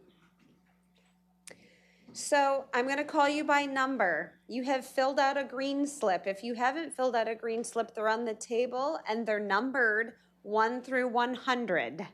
And we will start with number 1. And just a reminder, even if your friends up there, I know it's human nature that we clap for our friends and encourage them. No clapping, obviously no booing or jeering or side conversations, respectful, no foul language, no slander, no name calling. Are you number 1, Mr. Hutterly? Yes. Then I have no worries with you coming forward. And remember, if you're requesting 5 minutes speaking for a group, I will notice the clerk and she will say yes or no if you have that time. Whenever you're ready. My name is Chuck Hutterly. I live in Inverness, Citrus County. Good afternoon, Madam Chair, Commissioner Finnegan, Vice President Commissioner Barrick, and Commissioners. I want to apologize for clapping out a mishandle last meeting and any trouble that it may have caused the board. I'm sorry I did that, and I guarantee won't be doing it again. It's caused a great deal of difficulty. Having said that, the push-to-pause holder industrial rezoning for a year should be voted in favor by all the commissioners today. Water resources in Citrus County with 3 Magnum Springs are currently in impairment. I live in South Apopka. A house directly behind mine lost well water and drilled for 4 days until reaching potable water at 197 feet. A block away to the north of my residence, 3 more wells have run dry and currently being drilled. Swift Mud has logged over 750 complaints of dry wells. That is old news of approximately 4 months. Saltwater intrusion from the Gulf poses a threat to freshwater supply. Increased groundwater withdrawal associated with increased population and heavy industrial hyperscale data resources could lower the potentiometric surface. Potentiometric is an imaginary theoretical surface that defines the level to which water would rise in a tightly cased well that taps into a specific confined aquifer. Around the Great Barge Canal days, or a little earlier, USGS mapped out the potentiometric line of saltwater freshwater. The reason I mention this, during my water stewardship program, we viewed this map. It showed to be very close to Inglis. Today, Inglis is facing a water crisis and a question about reliability of their water system. Their wells show increase of chloride concentrations, indicator of saltwater intrusion. It's not a matter of filter problems. Water resources in Citrus County must be used only for human and nature consumption, not a drop for AI. Challenges of thermal management and cost reduction in modern data centers must not be a burden to Citrus County residents. In 2014, an average processor needed 100 watts of cooling. In 24, that average has grown to more than 5 times, with the current NVIDIA H100SXM graphic processing unit needing 700 watts of cooling, and that's old news of last year. There must not be any permitted wells in the Holder Industrial if it is rezoned. Thank you. And Mr. Hatterley, that's very kind of you to apologize, but the clapping, that was on me. I've never minded that because even when it's against what I'm for or for what I'm against, it's part of government. We're just changing things now because we're so packed with people, but that's very kind of you. I'll take all of that, though. That's on me. Thank you. Thank you, sir. Number 2. Please state your name and your address. Hello, my name is Barbara Ocasio, and this is my partner in crime, Mariano Ocasio, and we live at Citrus Springs, Homestead, Florida. Anyway, I want to thank you for allowing us to speak about our little concerns of the heavy industrial parks and the data center that is planned for Citrus County. As of February 2026, worldwide data shows that there are between 8,000 and 12,000 operational data centers running, with at least 1,000 more to come. According to the chart, I have the chart if you need it, there are 200 countries and territories with data centers up and running, with as many more planned in the near future. The United States is number 1 with 4,184 data centers, and the next country to that is number 2, the United Kingdom, with only 515. Let us focus on Florida because that's the state we live in. Out of the 50 states, Florida is number 10 with the most data centers. They have between 100 and 120 right now, with 8 major data centers planned for the near future. And yes, Citrus County is one of the 8. It is also known that a lot of these data centers started off on a smaller scale. They're big. What I mean, they're allowing them to add on monster additions once they're here. I do understand we are at a pause at the moment. That is not good enough. It needs to come to a full stop, period. We can't destroy our homes, our businesses, it's too much. I do understand, I'm sorry, I said that. Back in 2024, Governor DeSantis gave almost $3 million grant, tax money, to Citrus County for a wastewater facility to be used for the heavy industrial park and data center that Deltona Corporation has applied for. And yes, they are grandfathered in. If you say yes, it'll go up faster. Let's skip about all the harm that causes to humans, animals, land, and I'm sure our wonderful neighbors here will cover that, and go right into our pocketbooks. It is known that these data centers use up millions of gallons of water, and we in Florida already have 120 of these, so we're talking millions of gallons. They don't care about drought. We're told to stop using our water, but they're gonna just keep flushing that water. And who gets to pay? They don't pay. We get to pay the bill. They don't pay nothing. Georgia's having a problem right now. Utah's having problems. The water is disappearing. What is going to happen here? I just want to thank you. It has to stop. Thank you. Thank you for your comments. Number 3.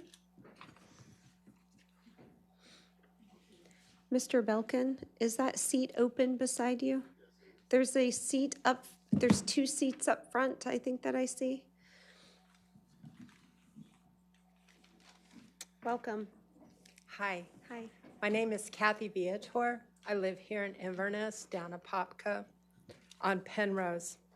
And I'm here to state my case in opposition of the proposed Holder Industrial Park, the AI Center. While technology is growing and gaining more traction, our local infrastructure cannot support these demands. I urge you to deny the necessary zoning changes and permits. An AI data center will need more energy than we can currently have the means to provide. An AI data center will need daily the amount of energy that is currently being produced monthly. This puts our local residents at risk for higher utility rates and more grid instability. The Holder Industrial Park threatens our most natural resources, our drinking water. The state of Florida is in a major drought right now. We sit on limestone. An AI data center will consume millions of gallons of water. This could deplete or contaminate our drinking water. We rely upon this water for our daily consumptions, not to mention the threat of sinkholes. Not knowing the potential negative consequences that the continuous high frequency humming from the cooling system, the fans and the generators, what effects this is going to have on our children in the local schools that are within 5 miles of this center, and our wildlife. Heavy industry could contaminate that. These developers are promising economic growth when in reality, once these centers are built, there's only going to be a handful of jobs. We'd be sacrificing our land, our water, our natural resources, and our peace of mind for zero local employment. Please pass the formal moratorium ordinance today and stop the rezoning sites. Thank you for your time. Thank you for your comments. Number 4.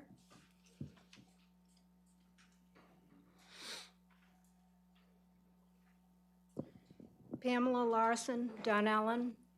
I am against approving the rezoning request by the Deltona Corporation for data center facilities. Erin Brockovich is back, and this time she's coming for the AI industry, calling out big tech's data center boom as the next great environmental shakedown of American communities. She launched a self-reporting map, and within a week, over 1,600 residents had filed complaints spanning noise pollution, skyrocketing utility bills, and serious water depletion concerns. The pattern she's seeing looks awfully familiar. Corporations dangling promises of jobs and tax revenue. Municipalities wave projects through with minimal environmental review, and the people who actually live there get left holding the bag. The water issue alone should be setting off alarm bells. Data centers gulp enormous amounts of water to keep their cooling systems running, and some, like this one, are being planted directly above critical aquifers. A recent Gallup poll found that 7 in 10 Americans oppose data centers being built in their communities, with many saying they'd rather live near a nuclear power plant. Brockovich's demand is straightforward. If big tech is going to drain public water supplies and jack up utility bills, the public deserves full transparency. If you're using public resources, the public has a right to know how much. Your constituents are raising concerns about losing open land, increasing pressure on power grids, and turning peaceful areas into giant industrial server zones filled with endless concrete buildings and nonstop energy demand. In Festus, Missouri, the people just ousted local politicians who approved a data center. People moved here for nature, farms, water, wildlife, and freedom, not giant windowless boxes. I am hoping that you can draw up the language for an ordinance strong enough to discourage the data center being built and to deny the rezoning request. To quote David Attenborough, there is no data center on earth that is worth the bees, clean water, and trees. Please, let's try to keep the nature in the nature coast. Thank you. Number 5.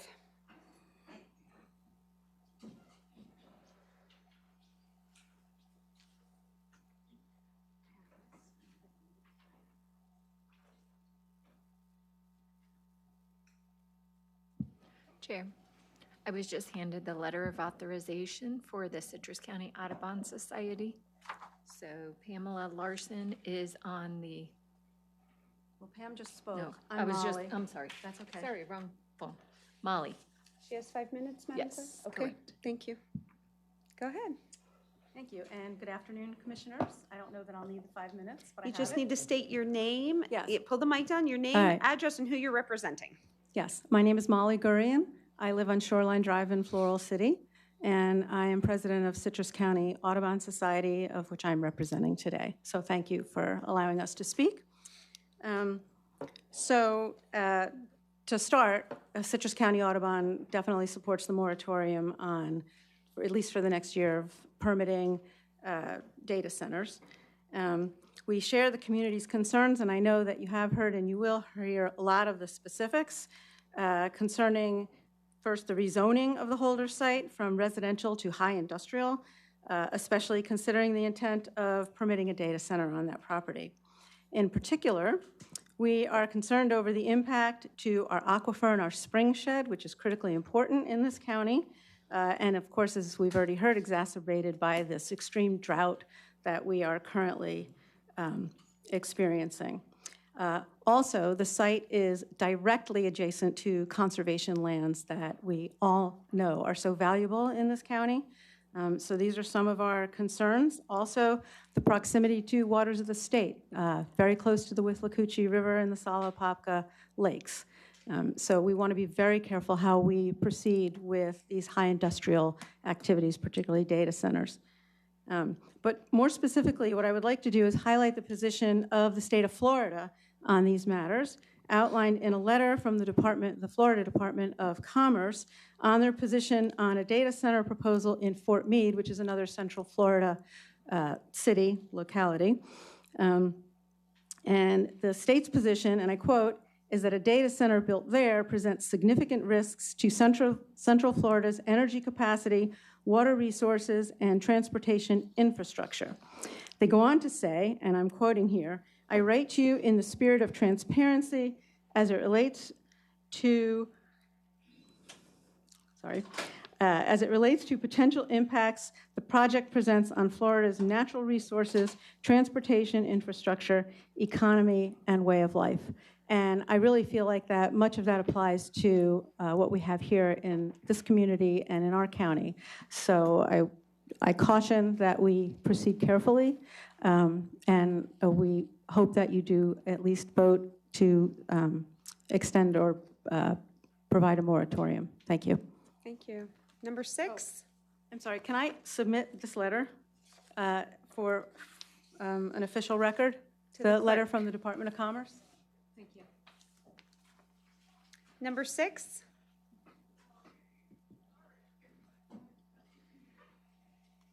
Sorry about that. It was a long line. That's okay. sorry to come dressed like a bum. I do I love concrete. the pink. Thank you. Thank you. My name's Caleb McNelly. I'm a small residential contractor from Denellen. All the people moving here and whatnot, it's definitely motivation to get out and be a contractor and make money.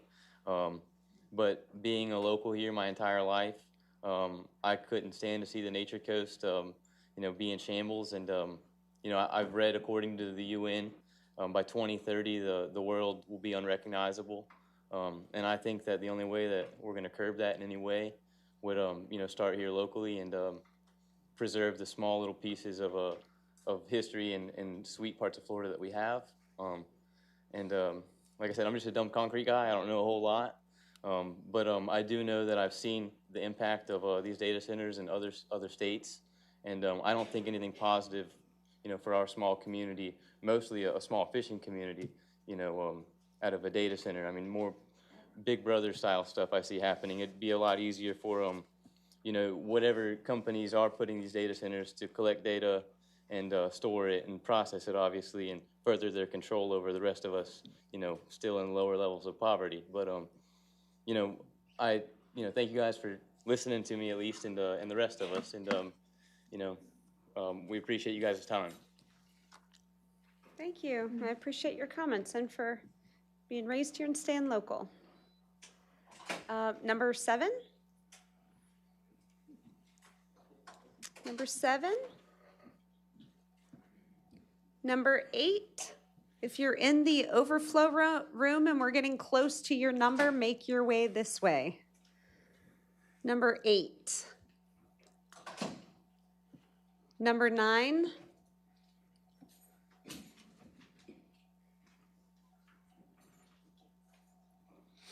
Hi, my name is Jenny Bowens, and I live in 9929 East Regency Row in Inverness. And I just have an idea that might be better for Citrus County than what you all are proposing, which would be farther south of us, if I understand this right. They don't have a water problem because they get all their water from the Gulf.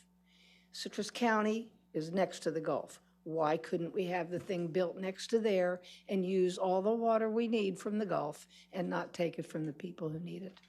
Because when we can't pay our electric bill anymore and we have to turn off our air conditioning and we're going to be so hot, for one thing, we can't drink data. That's all I have to say. Thank you. Number 10.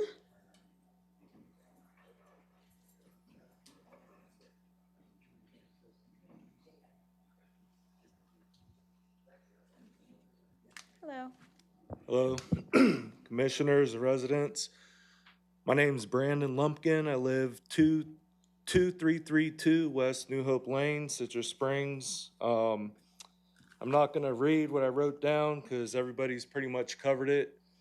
But this is crazy. It's like a movie that we're living in, that this industrial stuff they want to bring here, the amount of water, I mean, all this stuff is just absolutely crazy. Nobody in their right mind would even want this in their home. We have a whole future to think about, which for some reason it seems like nobody is. It's all about right now. This is crazy. The utilities, the water, the electricity, I mean, everything is, there's nothing good that's going to come out of this. The water consumption, it's not using water, it's consuming water. Using water means the water is borrowed and returned back to the system nearly the same amount and same condition. Consuming water means the water is lost through evaporation or becomes unusable without major treatment. These facilities run nonstop, 24 hours a day. Whoever's in that local area, the heat that come off of these places is unreal. You see what the amount of cooling a little desktop computer needs. Imagine something, I mean, this is just crazy. I can't believe we're even having this conversation. And I sure hope you guys deny it and do not let this into our community. But thank you for having me, and God bless everybody. Thank you. God bless you too. Number 11? Oh, yes, ma'am. 11? 12, we saw her earlier. Is she still here?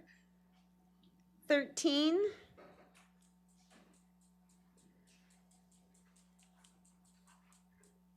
Are you 13? Yep. Nice to see you.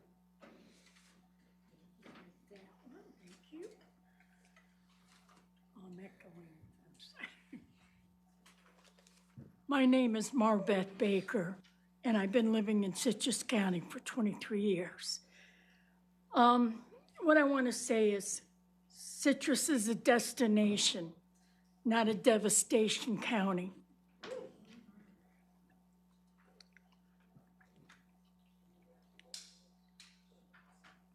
Years ago, I got to talk to many people being a vendor, and most of them were from out of state, out of our country, and a lot of them were from Europe. Same thing with getting signatures for a petition for no data center centrist. A lot of people I even talked to were from, well, one couple from the UK. They were tired. They come here to get away from their cement cities. I had a pre-estate sale. Not that I'm planning on anything, but sooner or later, you know. I had people this one couple came from Naples. They were up here to get away from what we do have, don't have right now. What we need to do is these people enjoy what we represent, which is the nature coast. The politicians before you are destroying it. They don't have the reality of what's happening now. Yes, there may be untouched land, which we'd like to keep untouched for the nature and the environment. But the resources available that provide for developments, let alone water and power, aren't here. The aquifer is low, very low. For the majority of the years I've been here, it has decreased. We're always in a drought situation. With all this building, it's destroying the habitats of many of our animals, especially species that are protected or supposed to be protected, like the gopher tortoise. The government agencies are not held accountable for the destruction they cause. The people of this county are fed up. Thank you. Oops, sorry. But just remember, destination county, not just Number 14. devastation. Thank you. Number 14. Miss Bedford, is there still a chair over there by you? Yeah, there's two over there. Okay, if your number is coming up, like maybe if you're 15 or 16, you can always go sit there if that's easier to traverse. Number 15.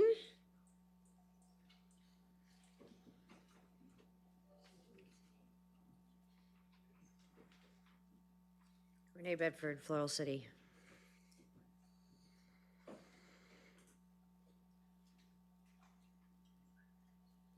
I really don't have anything to say.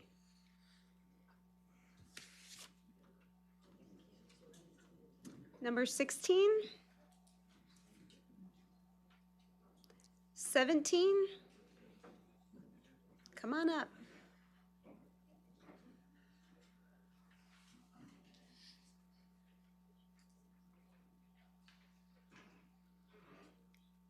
Are you 16 or 17? Okay.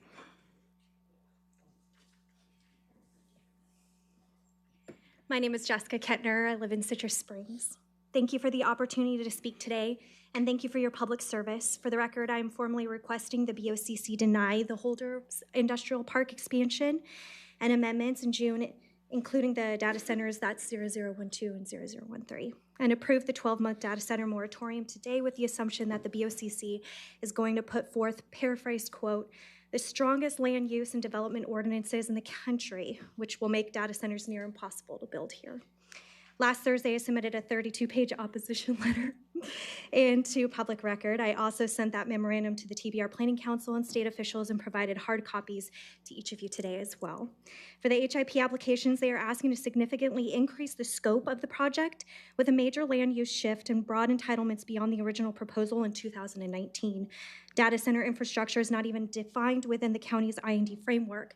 And yet, the applicant is asking the county to allow for hyperscale project-specific I&D tiers never before seen in Citrus County without a comprehensive review of impacts. All without full legislative and review required under Florida Growth Management Law and our county's own CP. Not to mention there's no publicly identified end user or operator, no binding technology standards, and no enforceable operational caps for this project. Also, the applicant received Florida Growth grant funds prior to the data center amendments, yet Florida Statute 288.101 states those funds may not be used for the exclusive benefit of a single company. If the project becomes tailored for a hyperscale data center, then it risks drifting beyond the intent of the grant. Additionally, according to the US EPA, diesel exhaust from the large-scale backup generator systems for these centers contain pollutants that have been linked to respiratory and cardiovascular harm, including increased childhood leukemia up to 3 miles or more. There are at least 3 schools within approximately 3 miles of the project, serving nearly 1,800 children between the ages of 4 and 14. My son Hunter, who is only 11 years old, attends one of these schools less than 2 miles from the project area. So I respectfully ask the board, is the health and safety of nearly 2,000 of our children worth the risk of an economic benefit that remains heavily debated and unsupported? I have faith that when you took your code of ethics oaths, you accept a responsibility for the health, safety, welfare, and long-term protection of the people of Citrus County, and you took those responsibilities seriously. And most importantly, there's an accountability before God. We are commanded not to pollute the land, to defend children and the weak, and to lead righteously. Woe to those who make unjust laws that oppress the people. And as Luke 8:17 says, there is nothing hidden that will not be disclosed, and nothing concealed that will not be known or brought out into the open. You can and should deny the applications and their amendments, not make exceptions, and ask and fully consult multiple independent experts, because if we can do that for lady clubs here in Citrus, we can certainly do it for industries that plan on making us their sacrificial zones. Thank you very much. No clapping. No clapping. Remember the rules. Thank you. We've got a nice lady at the back of the room, and if I say deputy, that's gonna turn my stomach a little bit if she has to remove people. So let's all obey the rules today. I believe we're at 18. Hi. I don't know how I could follow that, actually. Good afternoon, folks, commissioners. My name is Phil Pershanowski. I live in Lecanto, and I'm a Citrus County resident. In 1979, I was stationed at Eglin Air Force Base up in the Panhandle. I used to drive to my sister's in West Palm Beach, and I used to always cut through here on Highway 44. It was a 2-lane road.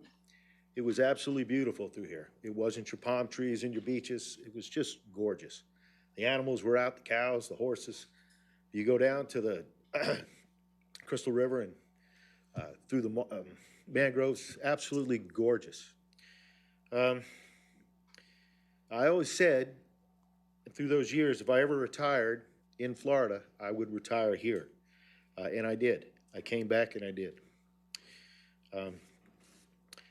I believe the county commissioners, they just don't handle the problems of the moment, but they also set the course for the future. Your job must be difficult when deciding on how much of our nation should be torn down to build a concrete jungle at Lecanto Highway and Norval Bryant, knowing that there are cons and there are pros to these, or having a good reason to tear down more of our nature coast to build a Home Depot just a mile from an existing Lowe's. There must have been some pros in that also, along with the cons. but I, like thousands of others in this county, can't understand where any of the pros are when it comes to the data center in Holder. This is not a decision for current events, but a decision that shapes the course of our future. Every commissioner here knows, or should know, that this project only brings disastrous cons to our people, and to our schools, to our nature, both big and small, to our water, and to our electrical grid. All these cons every one of you commissioners are aware of. I would like to be known, I'm against the Holder Data Center, and I'm in favor of this moratorium being discussed today. Please be known in the future that you were with us and not against us, and set the future, set the future for a healthy nature coast. And when you vote on permitting this data center at the end of June, please vote no. Thank you very much. Thank you for your comments. Number 19.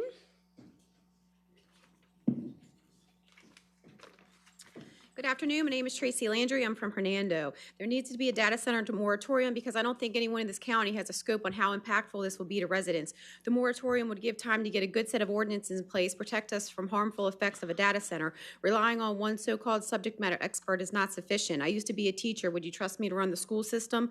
So we should not be trusting one person with these ordinances. We need strong ordinances that protect the people, land, and resources of this county.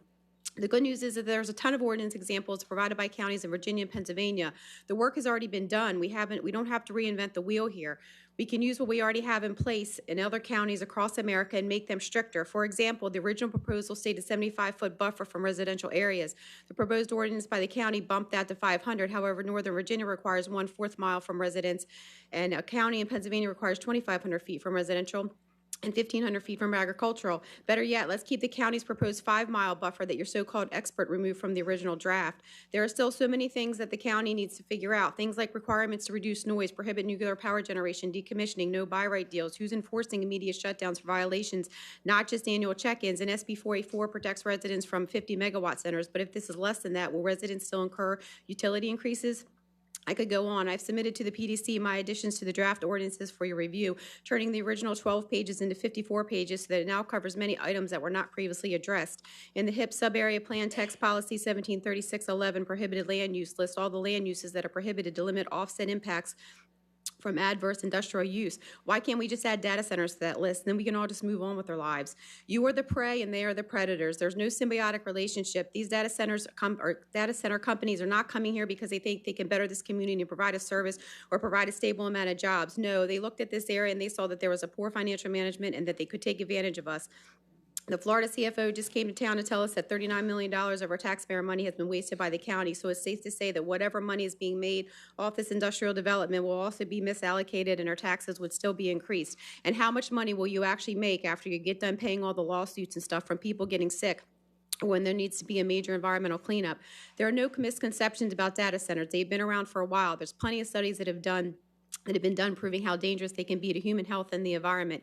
A September 2025 EPA study found that residents within a few miles of a data center had increased rates of respiratory diseases, cardiovascular conditions, and elevated cancer risks. Amazon just had to pay $20 million to an Oregon town for polluting their water. Studies have shown that data centers cause $25 billion in public health damages due to air pollution. There should be a moratorium and there should be no industrial zoning near our homes. You were elected to represent the people, and we are here telling you that we do not want this in our community. One of you says people before politics, but it should be people before profits. Thank you. Thank you. Number 20. 21. Hello, I'm Del Ray from Citrus Springs. There you go.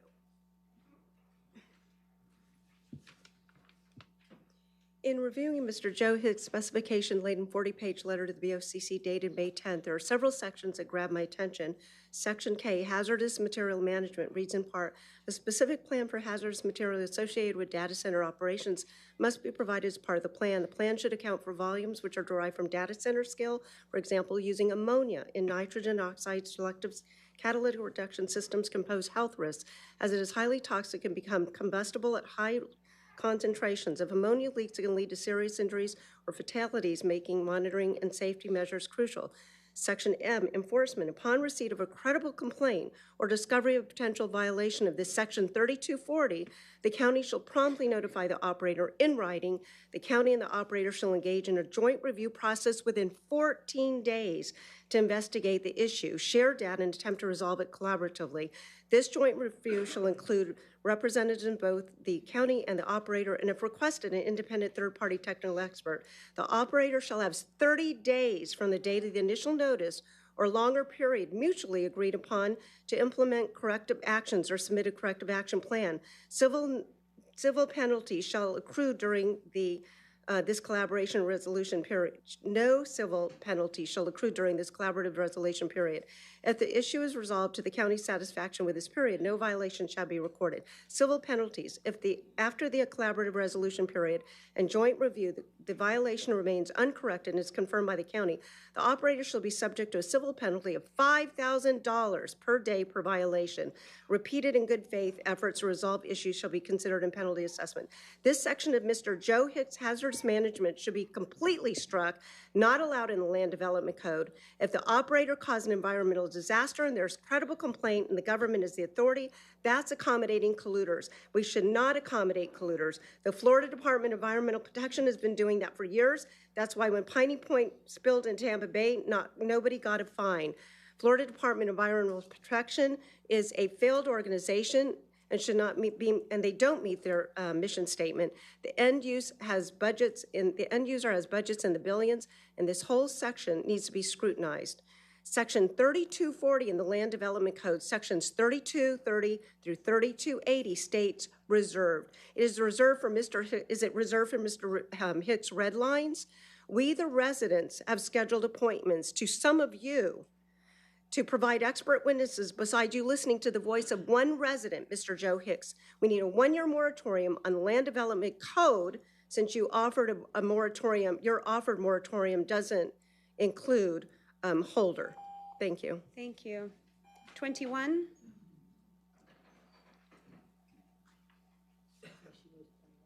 Oh, were you 21, Ms. Ray? Yes. Oh, 22? Sorry. Hi, I'm number 22, but I'm not here to talk about this, so I just didn't want to lose my place in line. I'll talk with you all later. Okay. Thank you. You're welcome. 23? Well, it would be me. However, my discussion is not with the data center, although I am. We're only talking about this item. Do I just wait till later then? Yep. Thank you, guys. You're welcome. 24. 24. Hello. Chair, Commissioners, John Parliament from Ironstone Terrace in Hernando. I've been in the county for 22 years. In 2016, I moved just west of 44, just below Holder. I knew Deltona had the property. I expected housing, maybe a very tasteful shopping center, something that kind of blended more with the community. I never in a million years took a look at that beautiful piece of property and envisioned heavy industrial. And at worst, a hyperscale data center. I'm not anti-tech. I understand that our quality of life rests on that. But that being said, there are many health, safety, environmental costs, and financial issues that have already been raised. And they've not just been raised in Citrus County, they've been raised nationally. The impact of the data center is miles beyond its actual footprint, and you've already heard a lot of people speak to that. If any lessons learned from the public descent to data centers, it's that they're not compatible with residential communities. I oppose heavy industrial zoning, and a data center in Holder or actually anywhere else in this county. There are more suitable areas. I point to Route 10 going up towards Jacksonville where there are mega distribution centers, huge, and they're nowhere near residential communities. So data centers are necessary, but not in Citrus. And I'd like to see the moratorium, the full 12-month, no cutbacks, and also hopefully no rezoning. Thank you. Thank you. Number 25.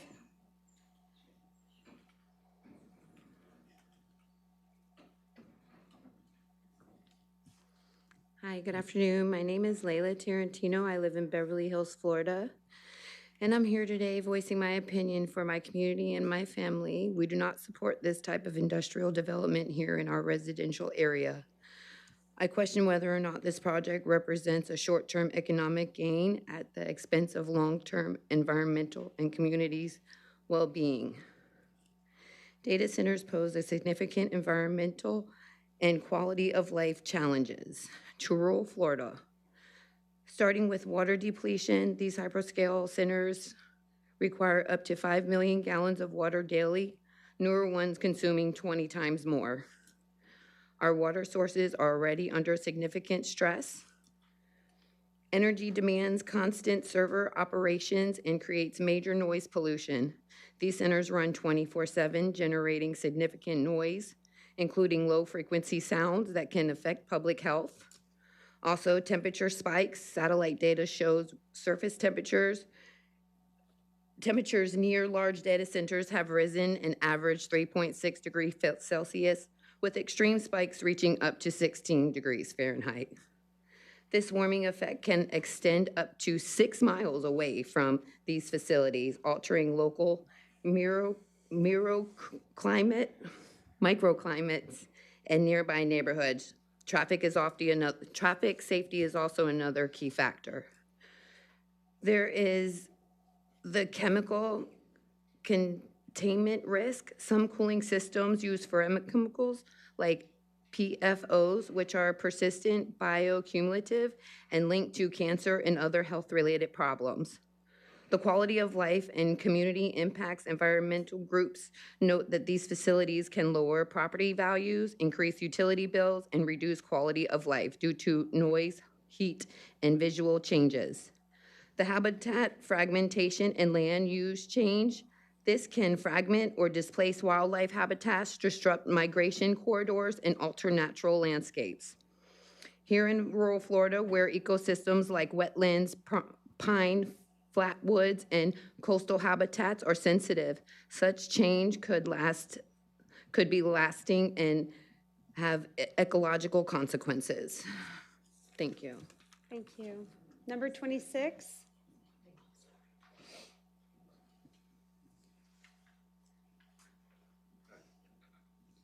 My name is John Ray. The development of the Holder industrial site has been going on for a long time, all the way back to 2012. 2024 offered the first public inkling that you, our elected leaders, were considering the Holder site for data center development. Of course, at that time, not many people in the general population had any idea what a data center was. An interview for Fox News 13 back in August of 2024 touted a $2.8 million grant from the state of Florida for infrastructure development.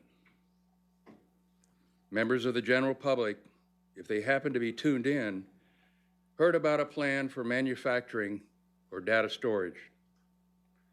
Even back then, Mr. Wooten seemed to think that this was a done deal, and I quote, "We've had multiple businesses which have already inquired about the parcel.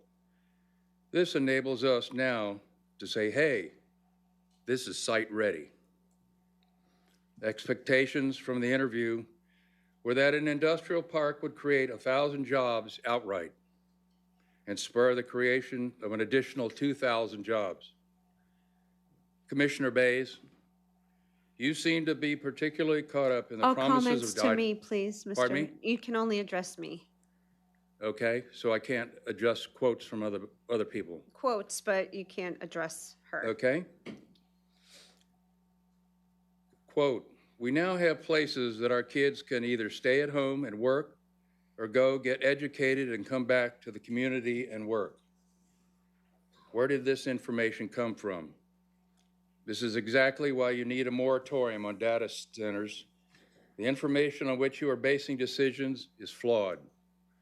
You've totally ignored the first step in developing data centers, choosing the right site.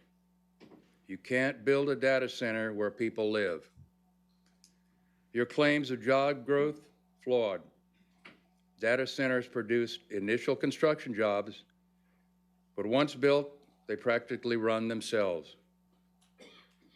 Your overdependence on the input of one expert, flawed.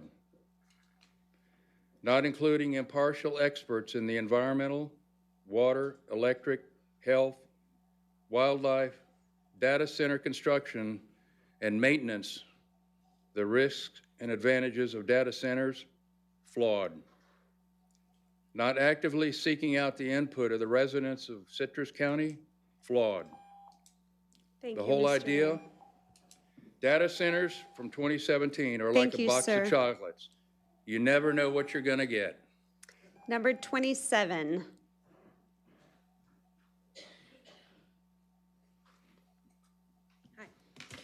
My name is Ash Royal, and I live in Homosassa, and I work at a local business, Misfits Hairco in Crystal River. Thank you for allowing me to speak today and for hearing the voices of the people who actually live here, work here, and care about what happens to Citrus County. I'm here today not only angry, but heartbroken. Heartbroken for our environment, heartbroken for our communities, and heartbroken for the future generations who will inherit the consequences of the decisions made in this room. These proposed data centers are not progress, they are industrial expansion disguised as innovation. They are being marketed to us as harmless development, but the reality is much bigger, much heavier, and much more dangerous than what the public is being told. Data centers consume massive amounts of electricity and water. They place enormous strain on local infrastructure and natural resources at a time when Florida communities are already facing environmental stress, water concerns, rising temperatures, overdevelopment, and disappearing wildlife habitats. How can we justify approving projects that will intensify these problems even further?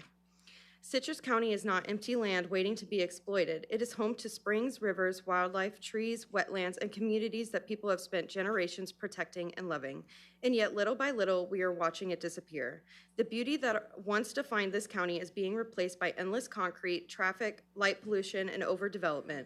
Places that used to feel peaceful and natural now feel crowded and commercialized.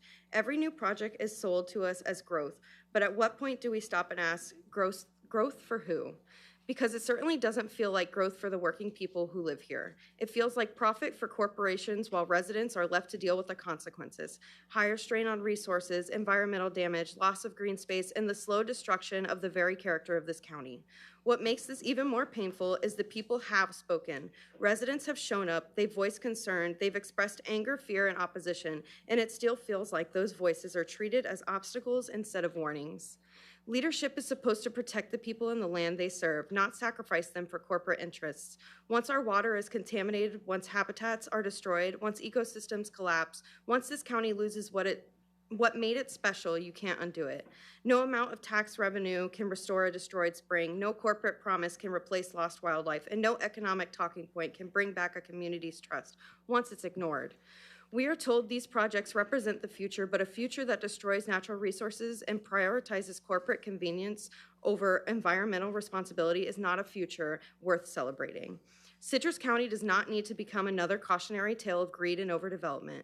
We deserve leaders with courage to say enough. Enough destroying the environment for profit, enough ignoring residents, enough of treating Florida's natural beauty as expandable. Please do not approve these data centers, because years from now, when people ask what happened to this county, what happened to its beauty, its water, its wildlife, and its identity, your decision here today will be a part of that answer. Thank you. Thank you. Nope.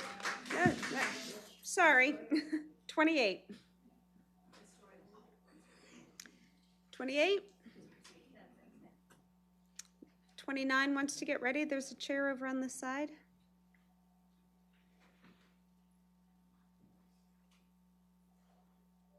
29.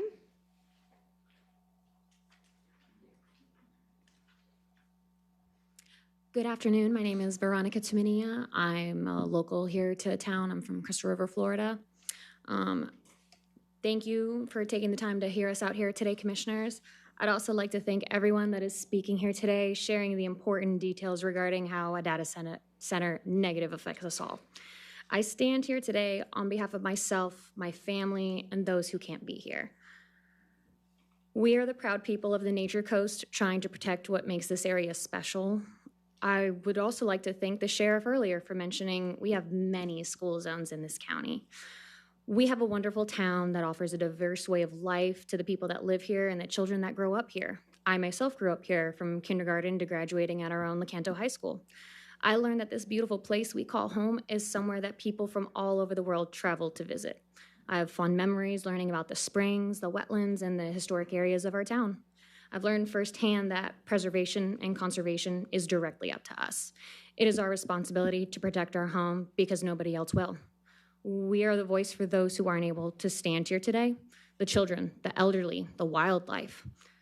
I hardly recognize our town. Progress is inevitable, but progress should not be measured in construction and profit. It should be measured in how well we take care of our lands and how well we take care of our locals. No schools need to have a data center in the nearby vicinity. Central Ridge Elementary School will be within about 3.4 miles of it, does not benefit from a data center. Central Ridge District Park, which is about 2.2 miles and is home to our local soccer and baseball leagues, they do not benefit from a data center. Wildlife does not benefit, our water supply, our children, our people, and our nature coast does not benefit from the data center. So really, who does benefit from it? Please make the right choice from our home. Thank you and have a blessed day. You too. Thank you. Number 30.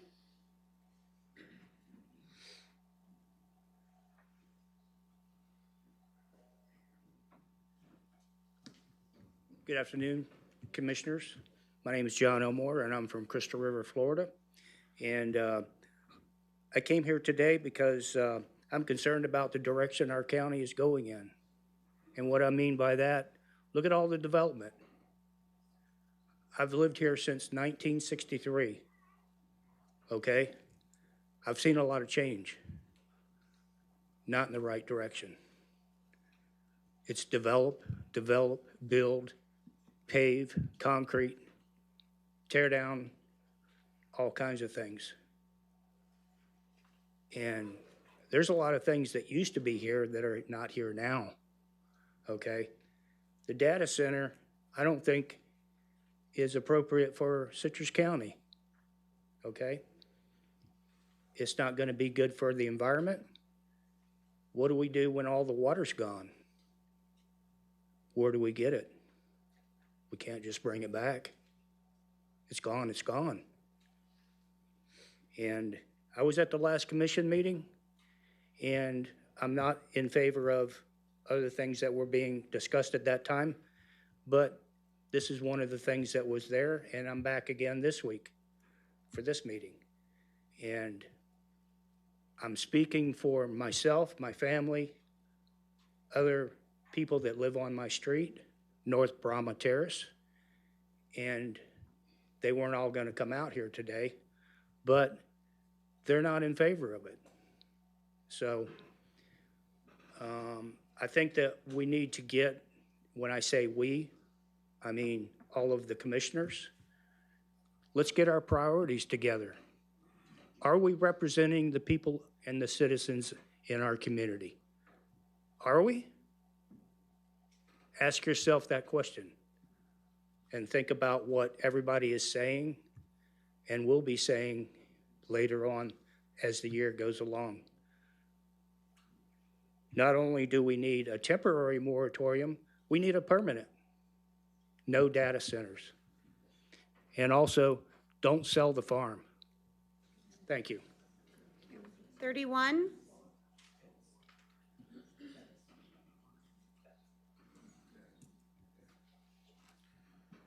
Hello, my name is Billy Jameson. I am a resident of Citrus County. 30,000 people lives within 50 or 5 miles of this data center. Okay, we've got school districts in that range. I've got this speech here that I wrote, and I'm just gonna throw it to the wind. I'm more of a shoot off the hip kind of guy here. I ain't gonna lie. We all know we don't want this thing. I mean, we've heard so many people talk about the health risk, the environmental risk, who's going to make money off of it, jobs. Okay, let's be real. If Walmart brings a building into this county, they're going to bring all of their people in to build the building. They're not going to hire Mike's Plumbing to come do the plumbing. So we're not going to get any construction jobs out of this deal. You're going to have maybe 5, maybe 10 techs on premises to make sure everything's running good. Most of the time, those jobs can be handled by somebody that's sitting at home watching TV, working remotely. They don't even need to be there. I recently heard an expert who actually owns data centers say that there was 2 data centers that were bombed, basically, overseas with no casualties. Why were there no casualties? Because there was nobody in the buildings. So if these things run 24 hours a day, nobody needs to be in the building to run it. What's the sense of it even being there anyhow? We're not producing any jobs. There's, I think there was what I heard, there was a 5-mile sacrifice zone is what I think is what it was called. So basically, if you live within that 5-mile radius, you're going to be affected. Now, where I am, I'm approximately 2 miles as the crow flies to where this proposed site's going to be. Right down the road from it, you've got a preserve, which, as far as I know, preserves are supposed to be preserves for our animals. Okay. What's going to happen when this thing's thrown off light 24 hours a day? You're going to have the birds going somewhere else. You'll have the frogs doing something else somewhere else. Deer, migratory animals, they're not going to do their thing anymore. Like I said, I had this big speech here, but for me, it's just better just to roll it off my tongue. I don't understand why the county is trying to put a data center in front of its residents who obviously do not want this thing here. I'm not going to throw a bunch of numbers at you. I'm not going to say that the ground temperature raises by 2.6%. I'm not going to sit there and tell you that the surrounding area, you can get a heat dome that's going to raise up to 10 degrees. I'm not going to tell you all those numbers, even though I do know them, okay? And I'm sure a lot of people out here know the same thing. We've all done our research. We can all go to ChatGPT. We can all go to the internet and research this. This isn't about AI. It's about the data. We all have access to everything this day and age. Thank you so much. Number 32.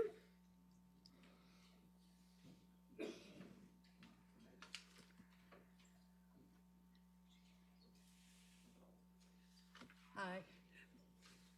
How about this? Better. Hi, I'm Vivian Quarles. I live in Citrus County, of course, and I had come prepared to speak, but I've already been eclipsed with all that. But I want to thank all the speakers before and all the speakers after me that are coming for all the wonderful information, because it's really, really been enlightening, more so than I thought. But I would say the first thing we could look at is the mission statement. It says to manage growth, foster prosperity by prioritizing the protection of environmental assets, the development and maintenance of infrastructure, and the health, safety, and well-being of its citizens. To me, that says it all, what we've been saying today.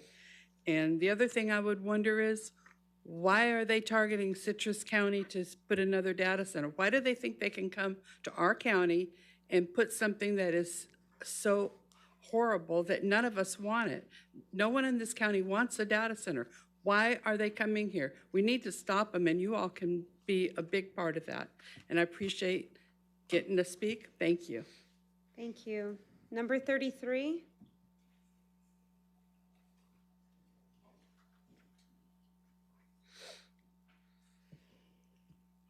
Good afternoon. My name is Delinda Vanover. I'm from Homosassa. For over the last decade, I have worked with and served families in our county and around our county, and I don't know anyone from any of those families who is in favor of any data centers being put in our county. We're called the Nature Coast for a reason. You cannot bulldoze 800 acres of habitat, which they can choose to expand on later, and claim that there is no environmental cost. Temporary construction jobs are not worth permanent environmental damage, and none of those construction jobs would come from any local workers. They would bring in their own people. It would not benefit us locally. Data centers consume enormous amounts of water and electricity while employing relatively few permanent local workers, as you've heard already. There are many others here who can speak to those numbers much more eloquently than I can, so I will not bore you by repeating them. Our tourism economy, which Citrus County is a tourism and retirement economy. Those are where our focus is. That's where we get the most of our funds. And that depends on protecting our natural identity. People come to visit here. They choose to retire here because they want to be surrounded by the beautiful nature that we have. It's why I chose to make this the place where my family will be. And I have raised my children here. I've met tourists from across the world who have come here for our springs, for our nature, for our wildlife. Our home has already been overrun by animals that have been displaced from development. We had a family of ducks growing up in our backyard one year due to local development.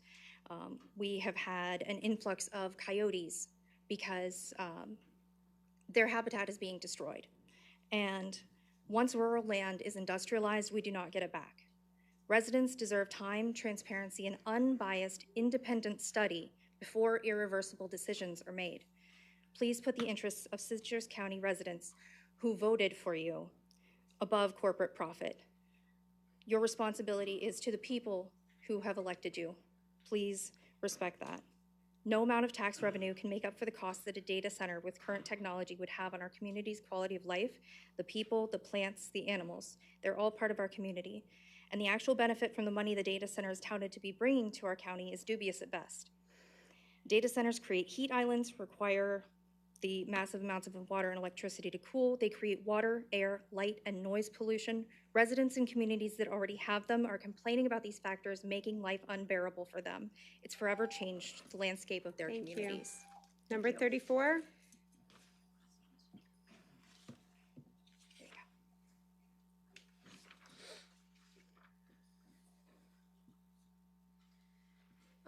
Good afternoon. My name is Alex. I live in Homosassa and I am 14 years old. And I'm speaking today because the adults making these decisions may not have to live with the consequences as long as my generation will. When people think about this county, they think about crystal clear springs, manatees, forests, rivers, fishing, boating, wildlife, and quiet nights under dark skies where you can see the Milky Way. Every day, I see forests being cleared, wildlife losing habitat and being pushed into residential areas, more industrialization in a community people chose because it was peaceful, natural, and alive. It has begun to feel miserable living here when I see so much of the nature that makes this a place of beauty being destroyed. Now there is a proposal for 800 more acres to be stolen from us. And for what? A facility that consumes enormous amounts of electricity, steals and pollutes our water, pollutes our air, the night sky, and our ears, while creating relatively few permanent local jobs. We are constantly told that young people are the future, but what kind of future are we being handed if every beautiful place is slowly being turned into concrete jungles, literally paving paradise to put up what is essentially a data parking lot? Once our nature coast is destroyed, we do not get it back. Once wildlife habitats disappear, we cannot simply recreate them later. And once communities lose the natural beauty that made them special, that loss becomes permanent. Our environment is the foundation of our community, our tourism and retirement economy, our quality of life, and our identity. We should be investing in projects that create lasting local jobs while protecting the environment that future generations depend on. A 12-month moratorium is not unreasonable, is responsible. It means taking time to study the environmental impact honestly before making irreversible decisions. Please remember that the choices you make today will shape the community my generation inherits tomorrow. I grew up here, and I'd like to be able to stay here when I'm grown up too. Protect the nature coast. Please make the choice to permanently stop data center development in our county and protect my future. Thank you, Alex. Number 35.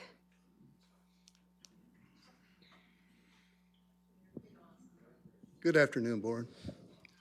My name is Stan Cook, Lecanto, Florida, a 40-year resident of Citrus County, in my first BOCC meeting. You'll be glad to know I did not prepare nor submit a 32-page document. Instead, I'm referencing Virginia, the United States alpha state for data centers, as my source of information. My contact, a 20-year resident of Leesburg, Virginia, an expert in data centers, commonly called to testify on this matter, has managed and operated data centers 5+ years, has negotiated the sale of AI on the worldwide market, mainly China, or the highest bidder. He has firsthand knowledge. Beyond the pros and the cons already mentioned, my focus today is to highlight some of the items not commonly known. One, by my source, the approval of one data center leads to many, like a runaway train. He currently has 17 located within his address, his residential address, that's 20 miles away from his home. He lives in a very affluent community. A cloud of steam is let off by the scrubbing units into the sky. When the lights illuminate onto that from the area, even though he's many miles away, it appears there's a fire burning 1.5 miles away from his house. This can be seen on most every evening from where he lives. Mass amounts of optic fiber glass are put into the ground to transport this information. It causes interruption to businesses and residents where our right-of-ways along our streets are constantly under construction, and the interruption of businesses when trenching accidents happen. Beyond the noise, I already talked about his outdoor enjoyment of pool, patio, deck living, outdoor living, is commonly and always interrupted. And we've talked about the strain of electric, but he has said that you have to have backup systems to the main systems in the case of there's failure. So there's a huge, huge stress put on the environment. God forbid approval, however, the following additional measures must be taken by the board if it comes to an approval coming forth. The tax law must be correctly negotiated, identified, and communicated with full transparency. Data center electrical provider must be contacted and provide 3 rates. Thank you. Number 36.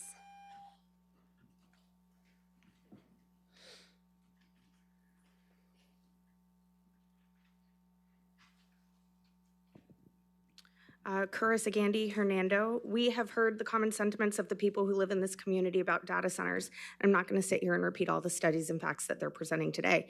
The argument for approving data centers is property rights, and I'm a big advocate for property rights. Our government was created to protect the people's rights to life, liberty, and property. And that means that you're allowed to do whatever you want with your own property, as long as it doesn't violate other people's life, liberty, and property. And that's why this argument of private property doesn't apply in this situation. Why is it illegal to dump house paint in your backyard? It's illegal to dump motor oil in your backyard, and it's illegal to use certain chemicals and pesticides in your yard. The reason is because of how it affects the ground that lives under all of us. The water that's flowing underneath our feet right now isn't mine or yours or even the city's. Water and earth are the few things that can't be stopped by property lines. We have created laws that are designated to protect us from all things that are harmful to the earth and us, and this issue of data centers are one of them. Our previous administrators planned little industrial zones for a reason. In fact, one of you, I think it was Holly, made a comment last time about how we've deliberately made it difficult to have strip clubs in Citrus County. Now it's time to approve the moratorium, but also those up for re-election and those with little more time, you need to be more vocal and stand up for us with the state. You need to support candidates and elected officials who are willing to protect life, liberty, and property. I also want to touch base on what the sheriff talked about, an ordinance to allow the use of cameras, which would start us on a track of being dependent on a system that works directly with This is only data about centers. data centers right now. I'm still talking about data centers. Okay. This system would work directly with data centers who are storing and tracking the data of nearly every driver in Citrus County. Over the years, we have seen so many companies, data centers, misuse the data that they're collecting, handing over data without warrants, selling data. We watched Senate hearings of companies saying that data is supposed to be erased at a customer's request or after a certain period of time, and finding out years later that that's not true at all. I agree with Janet about the Sheriff's Department manning things manually and not becoming and starting a system where we are more dependent on data centers. Thank you. Thank you. Number 37.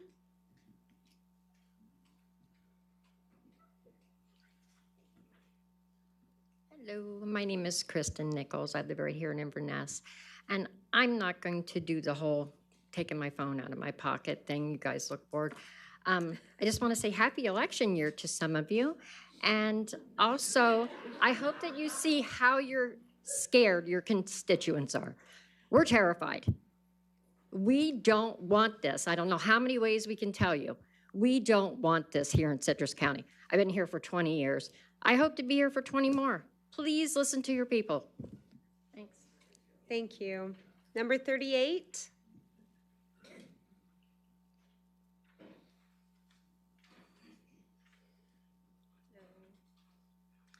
Good afternoon. My name's Nikki Hall. I live in Beverly Hills, but I grew up in Hernando, right across the street from where they're wanting to put this data center. And I represent me and anybody who couldn't make it here today. One of the first things that I wanted to talk about was some statistics that I had looked up on data centers that were already built. Within the first week of data centers opening up and running, the counties were getting 1,690 complaints from the local residents. Is that really something that you guys want to deal with? There's 33 centers that are up and running right now, and since they have started with the first one, there has been so many complaints. Just one data center, within 30 days, they had over 4,000 complaints, just one data center. Another thing that I wanted to ask was, who will pay for the damages if there's ever, God forbid, a tornado comes through or hurricane damage or anything like that? Who is going to pay for those damages? Is it going to be the county? Is it going to be us? Another thing that I had wanted to talk about was, where is all of the electronic waste going to go when they need to do upgrades and replacements? Where will that go? And also, where is the water supply coming from? Is it going to be coming from the river, from the natural springs? I've lived in Citrus County since 1998, and since I've lived here, it seems like they've just been restoring the Withlacoochee River. Why spend all that money to preserve the rivers and the riversides and the springs and all that, and just to let it get drained out? And what about tourism and the businesses that thrive on the waters that is around where the data center is going to be? What's going to happen to all those? What about the springs that people spend most of the years going to those springs just with their family, with their kids? What's going to happen with all that? Other states have complained an 18% increase in electric because these data centers lack transparency and didn't put in their plans exactly how much energy they were going to be using. So they were basically siphoning energy from local communities. Is that something that we're going to also have to deal with here? Also, I noticed that somebody else had mentioned something about Fort Meade, that they blocked it, calling it fundamentally flawed. Is that something that we're going to also have to deal with here? Cities are getting sued. There's a multi-state lawsuit right now due to nitrate contamination of community drinking water due to these data centers and their pollution that is putting into the waters. These are all concerns. Our families don't want to have to deal with this. This may be something that is beneficial right now because everything is trending with AI, but it's not the future. Number 39.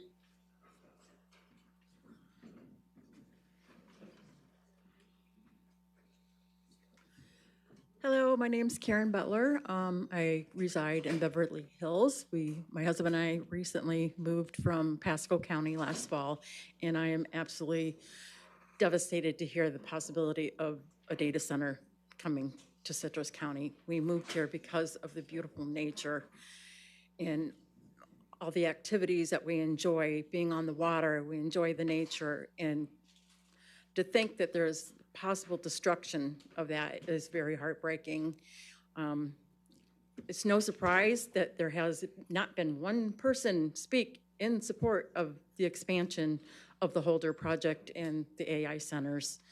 I didn't write a speech, but I hope and I pray that you have listened and heard all the people with all the information that they've spent hours researching and being prepared to speak.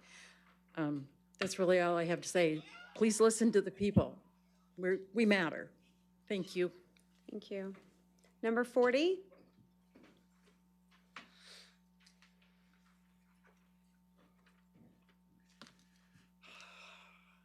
Stephen Schwartz, Beverly Hills. Commissioners, it's been a while.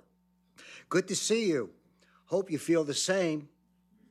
I am delighted to hear you are putting a moratorium on data sites. This will help other areas in the county, but does this moratorium include the one proposed for Holder? I believe not.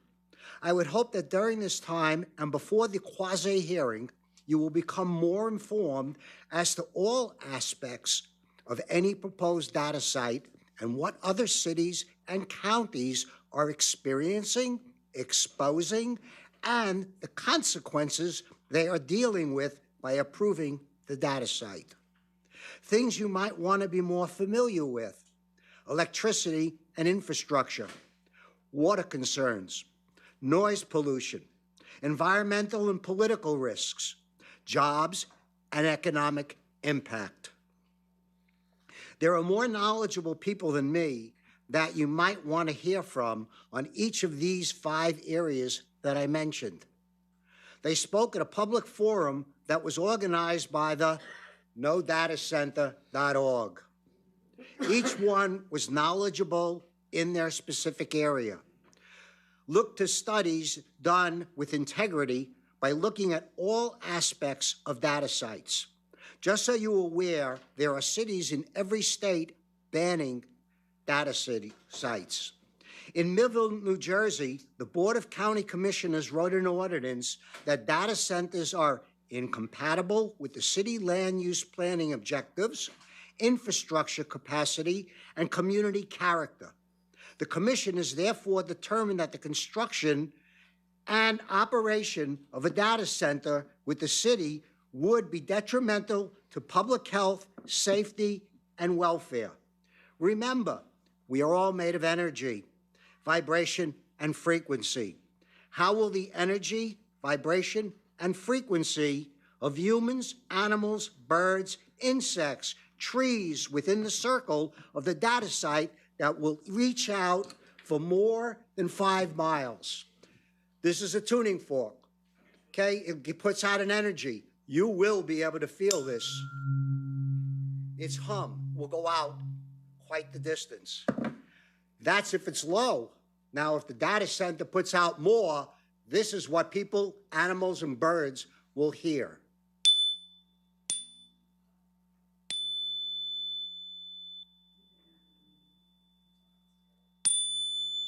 On a regular basis, every night, every day, 24/7. We ask you to vote for the moratorium. Thank you. 41.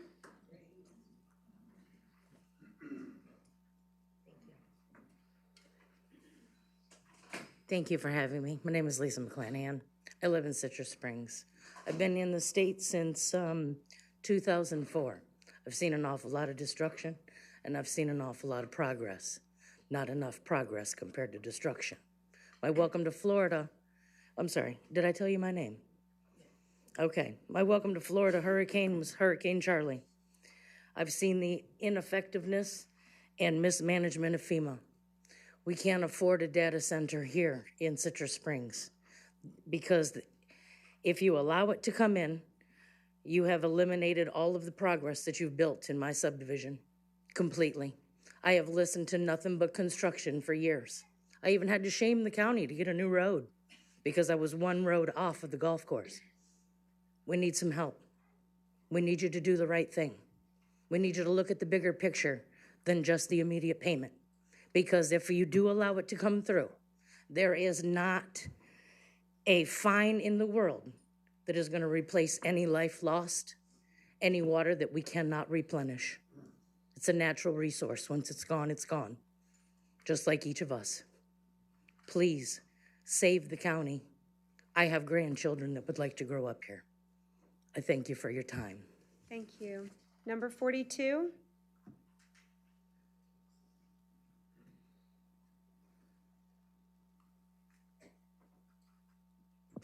Afternoon, Commissioners, and thank you. I join with everybody else. Thank you for giving us a chance to speak. My name is Christina Pagnam. I'm a resident of Beverly Hills, and I am actually a bit new to this. I just found out, I don't know how, 5 days ago, that the county was considering a data center, and just have been doing research for the last 4 days. I've been following data centers nationally, and really feeling, especially for the rural communities that have had these dropped on them, some of them against their wishes. And what they're going through is just unbelievable and horrific, and I don't think any of us would wish it on anybody. I could not find one rural community that actually was benefiting from having a data center. Just that, I couldn't find one. Financially, for sure not. Environmentally, effects to the residents, electricity, water, all the things that my fellow residents have so articulately spoken to. And I want to just go back maybe to the beginning. Who needs data centers? I think 99.99% of Americans would say that the internet and artificial intelligence as it currently is sufficient for their needs now and for a future, as far into the future as they could foresee. So who are these data centers really for? They are for the tech billionaires about to be trillionaires when their companies become trillion-dollar companies. And Commissioner Kennard, your friends who were worried about the school cameras might want All to... comments to me, please. Oh, I'm sorry. That's okay.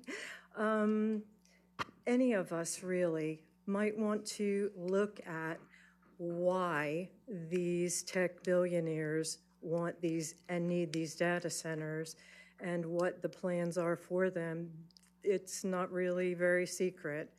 And it does have a lot to do with continuing to develop AI, developing a digitized financial system, surveillance, and a lot of other things that don't, need to necessarily be discussed. So I don't really see, so let's talk about what I was able to find. What are the benefits for Citrus County? 2,500 construction jobs, maybe, and temporary, but do we have contracts with the developers? Thank sorry. you. Thank you. That's okay. 43.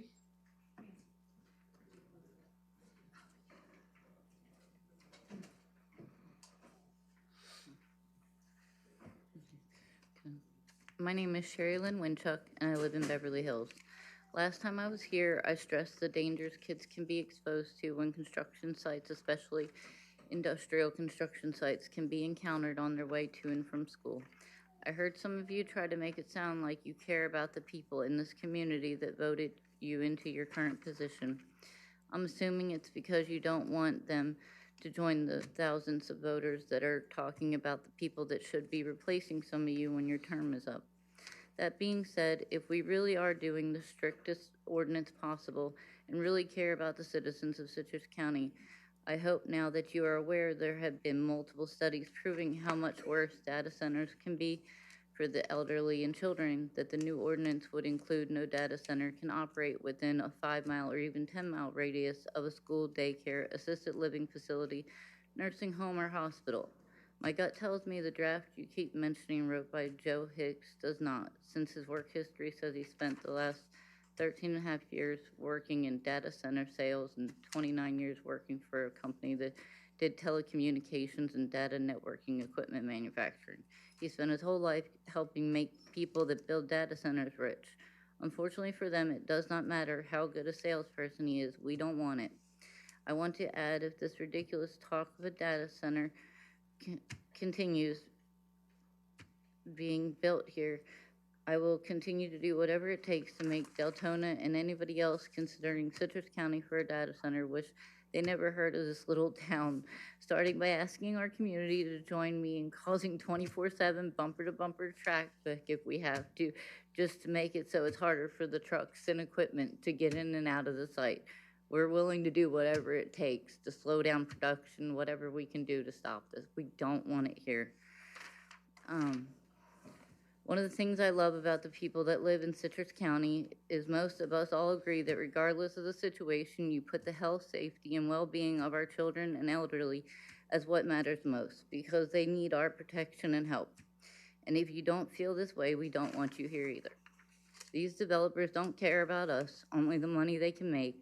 Why are we helping people that don't care about us, destroying our home? No amount of money is worth destroying our home, the place many choose to peacefully retire, the place we hope our children choose to raise our grandchildren. Our community might not be perfect, but we like it the way it was. Thank you. Thank you. 44.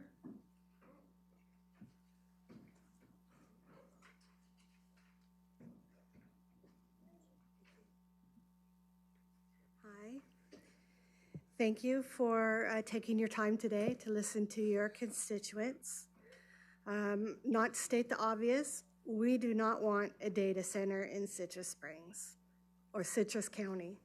I am from Citrus Springs. We do not have the aquifers to sustain it. We do not have the electric grid to sustain it, nor do we have the individual incomes to expand it. Or do we have the income to have the increases that we will obviously have on our electricity bills? We do not consent to have our way of life destroyed, nor sacrifice our beautiful natural surroundings and wildlife habitat. I support the moratorium. Better yet, a final no to the data center in Citrus County would be better. One last thought, as I was sitting here listening, I was thinking, if these data centers come into our county, what will that do to our property values? Not just what it will do to our way of living. Thank you for your time. Thank you. We need, Madam Clerk, did you get her name? No. Okay. 45. 46.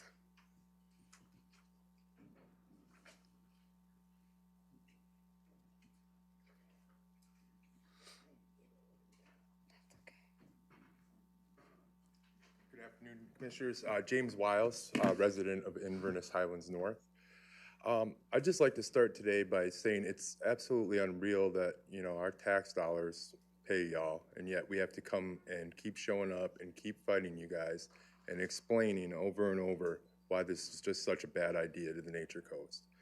It's a complete contradiction to the lifestyle here. It'll completely destroy our tourism industry. Not to mention, there's thousands, almost every single home surrounding this data center, this proposed data center, runs off well and septic. And I mean, there's proven groundwater contamination from these things. I mean, the list just goes on of, just the bad that comes from them. We've continued to just give you guys the information over and over again, and it's just like we're talking to the wall. So I really hope this helps us sink in. The public signatures are already at about 3,500 opposing. Okeechobee had 3,000, and theirs went through. They won, they shut it down. So we'll do whatever it takes to shut this down. We will not stop, we'll keep fighting. Thank you. Thank you. 46. 47. 48. 49. 50?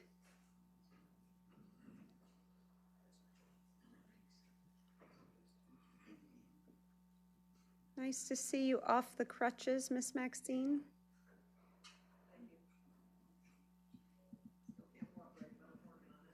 We'll be patient. Good afternoon. Maxine Connor, Homosassa, speaking for myself today. Please support the moratorium. The data center land use changes are a very complicated matter.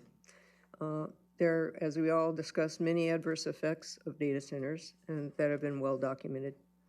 The original land use application was on the agenda for the PDC and continued before the legislative session was over, so no state law guardrails were in effect at that moment.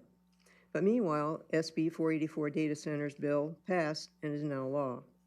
It offers some protections, but there are still environmental and health impact concerns, such as excessive water use, 24/7 noise, increased demand on the electrical grid, mostly supplied by fossil fuels, possible pollution from backup diesel generators, if that fuel is used, but it'll be a fossil fuel, most likely, unless we demand that it be clean energy. And also how used water will be processed or disposed of. That is one of the concerns. And the health effects of all the above that I just mentioned. So right now, as far as I know, you have one subject matter expert. We need technical experience, data, and opinions of several objective, highly qualified subject matter experts. We need a scientific study performed by qualified, impartial people with scientific background to address all of the environmental and health concerns and present scientific facts and recommendations based on those facts. So we do need a moratorium so that these issues, and any we don't know of yet, are brought to light and studied thoroughly and scientifically by highly qualified subject matter experts.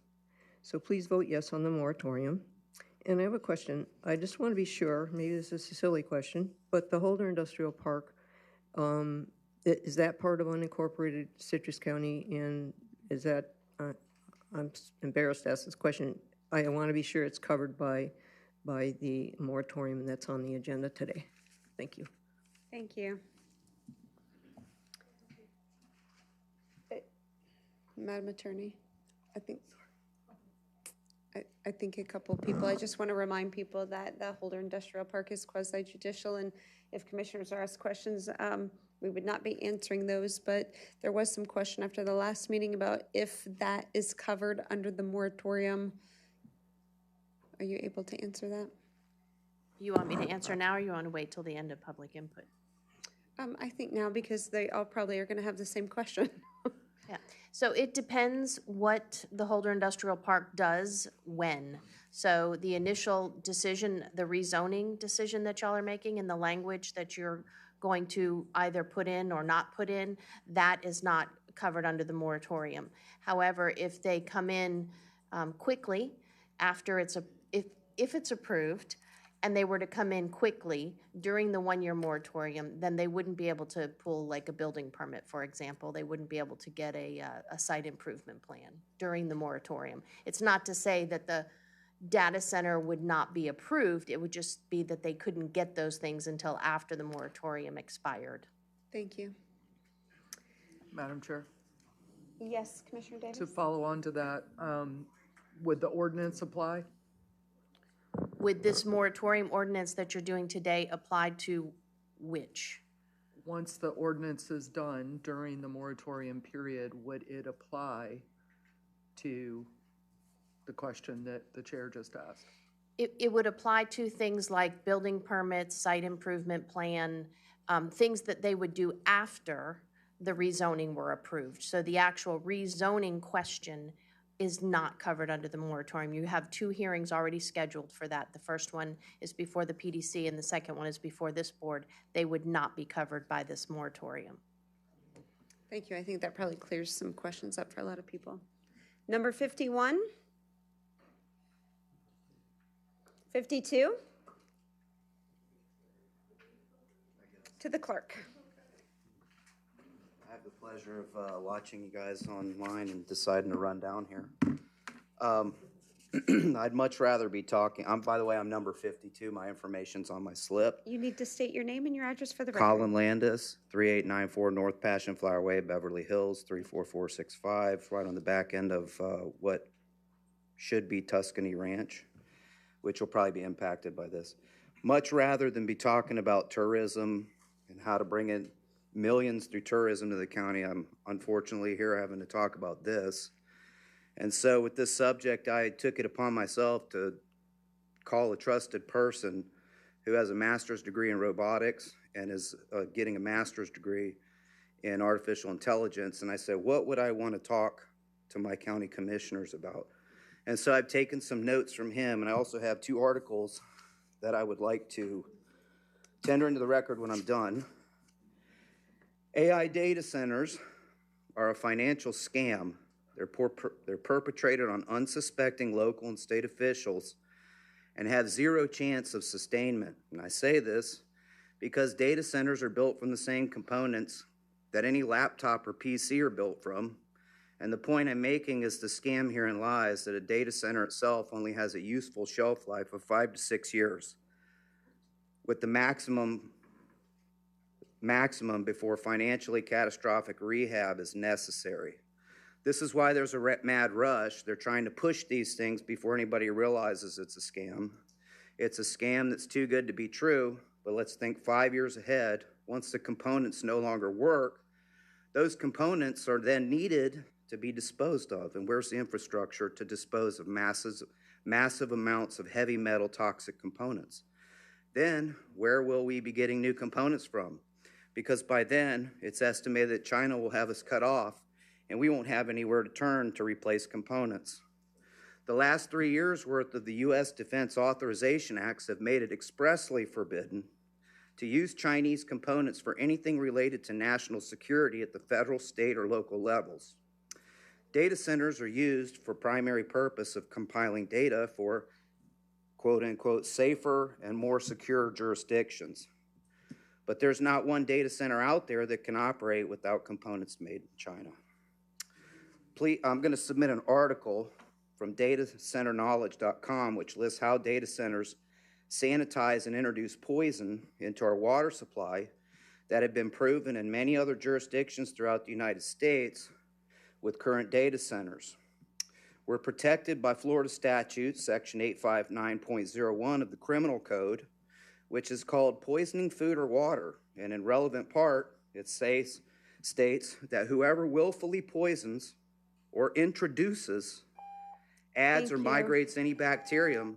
I'm sorry, we're keeping you to time today. Next speaker, please. All right. 53. Thanks Thanks for dropping by. It's always better to see you than on video. 53? 54? 55? 56? Is there anyone here? Raise your hand if you still are waiting to talk. Okay, 57? 58? Oh, okay, 59? 60? All right, help me out with a number. If you're left to talk, please just come forward. You're gonna make me count to 100. Come on. Miss Duncan? Somebody? The numbers you're looking for are still here. Interesting, well, come forward. 53. When I looked, it was 86. I didn't fill it out, I'm sorry. My name's Greg Messel. You'll need to fill that out when you're finished. Okay, I will. My name is Greg Messel. I'm from Lecanto. This is my first visit in front of the Board of Commissioners. Many years ago, I was accused of being a tree hugger from the big city. I fought development. Now I'm a tree hugger from a little city. It's all about water. Our whole planet and our whole lives are based on water. I moved here only 8 years ago. I did not get involved in politics till recently, but this is an important decision you guys have to make about the moratorium. And Our aquifer's down to 20%. That was from an expert that I met this week. We don't have the water. We don't have the electricity. And we cannot afford the disruptions. That's all I'm going to say. We built one in Montana, and I left it behind. I don't want one here. Thank you. Thank you. Next speaker. Hi, afternoon. Tracy Duncan of Lecanto. I'm not going to go into all the details because you've already heard many. I just want to say, yes, I am in very much favor of the moratorium, as well as I'd also like to know if you could share who is going to be conducting the guidelines for the data centers, to prevent them. Do we have the necessary people or the necessary things we need to really build the most strongest elite node of data centers, to protect us? So how is that coming about? Also, again, I'm in favor of this. I hope y'all vote for it because we don't need it. We don't need more data centers. The other thing is the no zone is coming up soon for the Holder Park. I pray that you honestly consider no more rezoning for that park. Keep it as it is, no more rezoning to protect us from having any problems of data centers. Thank you. Thank you. Next speaker, please.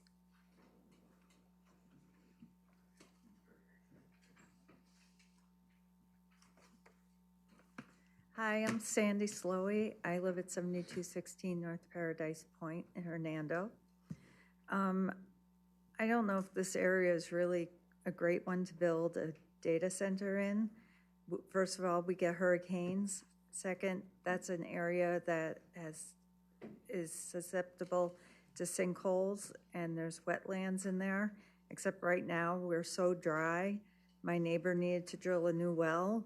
They started drilling early in the morning. They were still drilling when I started making supper. Then I heard them stop, and I thought, great, he's got his new well. Wrong, they didn't hit water. So he still has no water over there. They're gonna have to drill again to try and find water. When that same neighbor who didn't hit water sits outside on his patio and looks out, he's looking out directly at the property where the data center will be going. So, I don't know how they're going to draw any water from us when we ourselves are having such a shortage with the water. Question, how many of you live within a quarter mile of this? Probably none of you. Unfortunately, I do. Unfortunately, I live in a mobile home. I never thought I'd live in one. I also never thought I'd become a disabled widow at 47, and that's where I ended up, in a mobile home. It's not my ideal situation. Also, I never realized just how thin the walls are on mobile homes. And as the other gentleman was showing, the ringing noises, the humming noises, that's gonna go right through. And I will hear that constantly. I know you have been talking with Mr. Hicks. I think you also need to hear from more experts. You could reach out to us. I'm on the committee with the No Data Center citrus.org. You could reach out to us on that, and we can give you the names of some of the people we have spoken with, and they'd be more than happy to speak with all of you. It's just funny that Mr. Hicks just happens to move approximately every 2 years, and always from a city that just happens to have a data center in it. Thank you. Have a great day, and I do support the moratorium. Thank you. Next speaker. Hey, good afternoon, everybody. I'm Brian Hudson. I'm a state-certified building contractor, a state-certified roofing contractor. I have my master's degree in business administration, and prior to owning and operating my own business, I worked at Lockheed Martin, and I was in their finance leadership development program. I got to work alongside some of the world's smartest engineers that I've talked about the data centers and real life science behind it. I'm here today to speak in opposition of the rezoning of the Deltona Corporation's land at the Holder Industrial Park. My wife is a veterinarian, and we recently purchased a small farm alongside the Florida Greenway, about 7 miles from the proposed site. Right now, we're in process of building our forever home and plan to raise our children there who are active in 4-H, and we enjoy raising cattle, showing steers, and planting crops.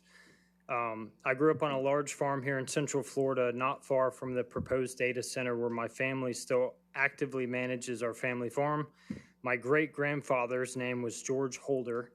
He earned his bachelor's degree in agriculture from the University of Florida in the 40s and managed my family's 450-acre farm with cattle, crops, and trees. He was recognized by the Florida Forestry Association and the American Forestry Institute in 1981 as the Florida Tree Farmer of the Year. His daytime job was a FFA teacher and a principal in Marion and Alachua counties. Land management has been a priority in my family for many decades. Genesis 1:28 through 29 says, "Then God blessed them, and God said to them, Be fruitful and multiply, fill the earth and subdue it, have dominion over the birds of the air and over every living thing that moves on the earth." Each one of you holds significant power in decision-making in relation to this project. I could spend hours discussing the negative benefits of data centers. To list just a few that have catastrophic events on our neighbors, the ecosystem which God calls us to manage and have dominion over, people's health, and diminishing property values. A few of these are massive greenhouse gas emissions, massive water consumption between the Rainbow River Basin, which is the 4th largest magnitude spring system in Florida, and Three Sisters Springs southwest of that, noise pollution, light pollution, electromagnetic frequencies and radiation exposure, decay in property values, future surveillance and tracking of citizens, future storing of personal data. A quick Google search of the WEF, better known as the World Economic Forum, and Agenda 2030, and it's no surprise why they're planning to build 3,000 of these in our country. We're at a pivotal time in our country where people's voices, rights, and privacy will be at a massive loss if we all don't stand up and do something about it in our community. Matthew 22, verse 37 through 40 said, Jesus said to them. Thank you. I never want a Bible verse stopped. What was your name again? I'm Brian Hudson. Brian Hudson. My son also started out in finance at Lockheed Martin. Maybe you crossed paths. Next speaker. My name is John Stroud. I'm 880 West Hallam Drive. I'm appalled and dismayed that the Citrus County Board of County Commissioners would even consider allowing a data center to be built in Citrus County. The ecological havoc and it would cause immeasurable and unimaginable, and the amount of water needed to feed this behemoth is in the millions of gallons a day. It would suck all the water from the aquifer and that we rely on every day for drinking water. I can't believe the Environmental Protection Agency would even entertain such an endeavor. The amount of electricity to feed this beast would be more than any power grid can handle, doubling or tripling the exorbitant amount of power and costs to the public. Several studies on the effects of these data centers throughout the country. There have been reported increase of rare cancers in humans, not to mention the effects on the area wildlife. Why the World Health Organization has not stepped in and stopped this health hazard to humanity is beyond me. The other thing I can think of is the OSHA. How come they're not even involved in this as well? The rezoning of farmland to industrial sites is criminal. It reminds me of a 10-acre ranch that encompassed several barns and horses in South Florida where equestrian events were held. One day, the owner of the property was notified that his area was rezoned, and he was fined every day for every barn and every horse on his property, and was forced to sell to the developer and the housing development called Sunset Mansions. We at the Bird Kendall Homeowners Association rallied to improve and to save horse country after several years to no avail. What's happening in Citrus County is reminiscent of the travesty to this environment. Please consider making Citrus County the pride of the Nature Coast for future generations. Save Citrus County. Thank you. Next speaker.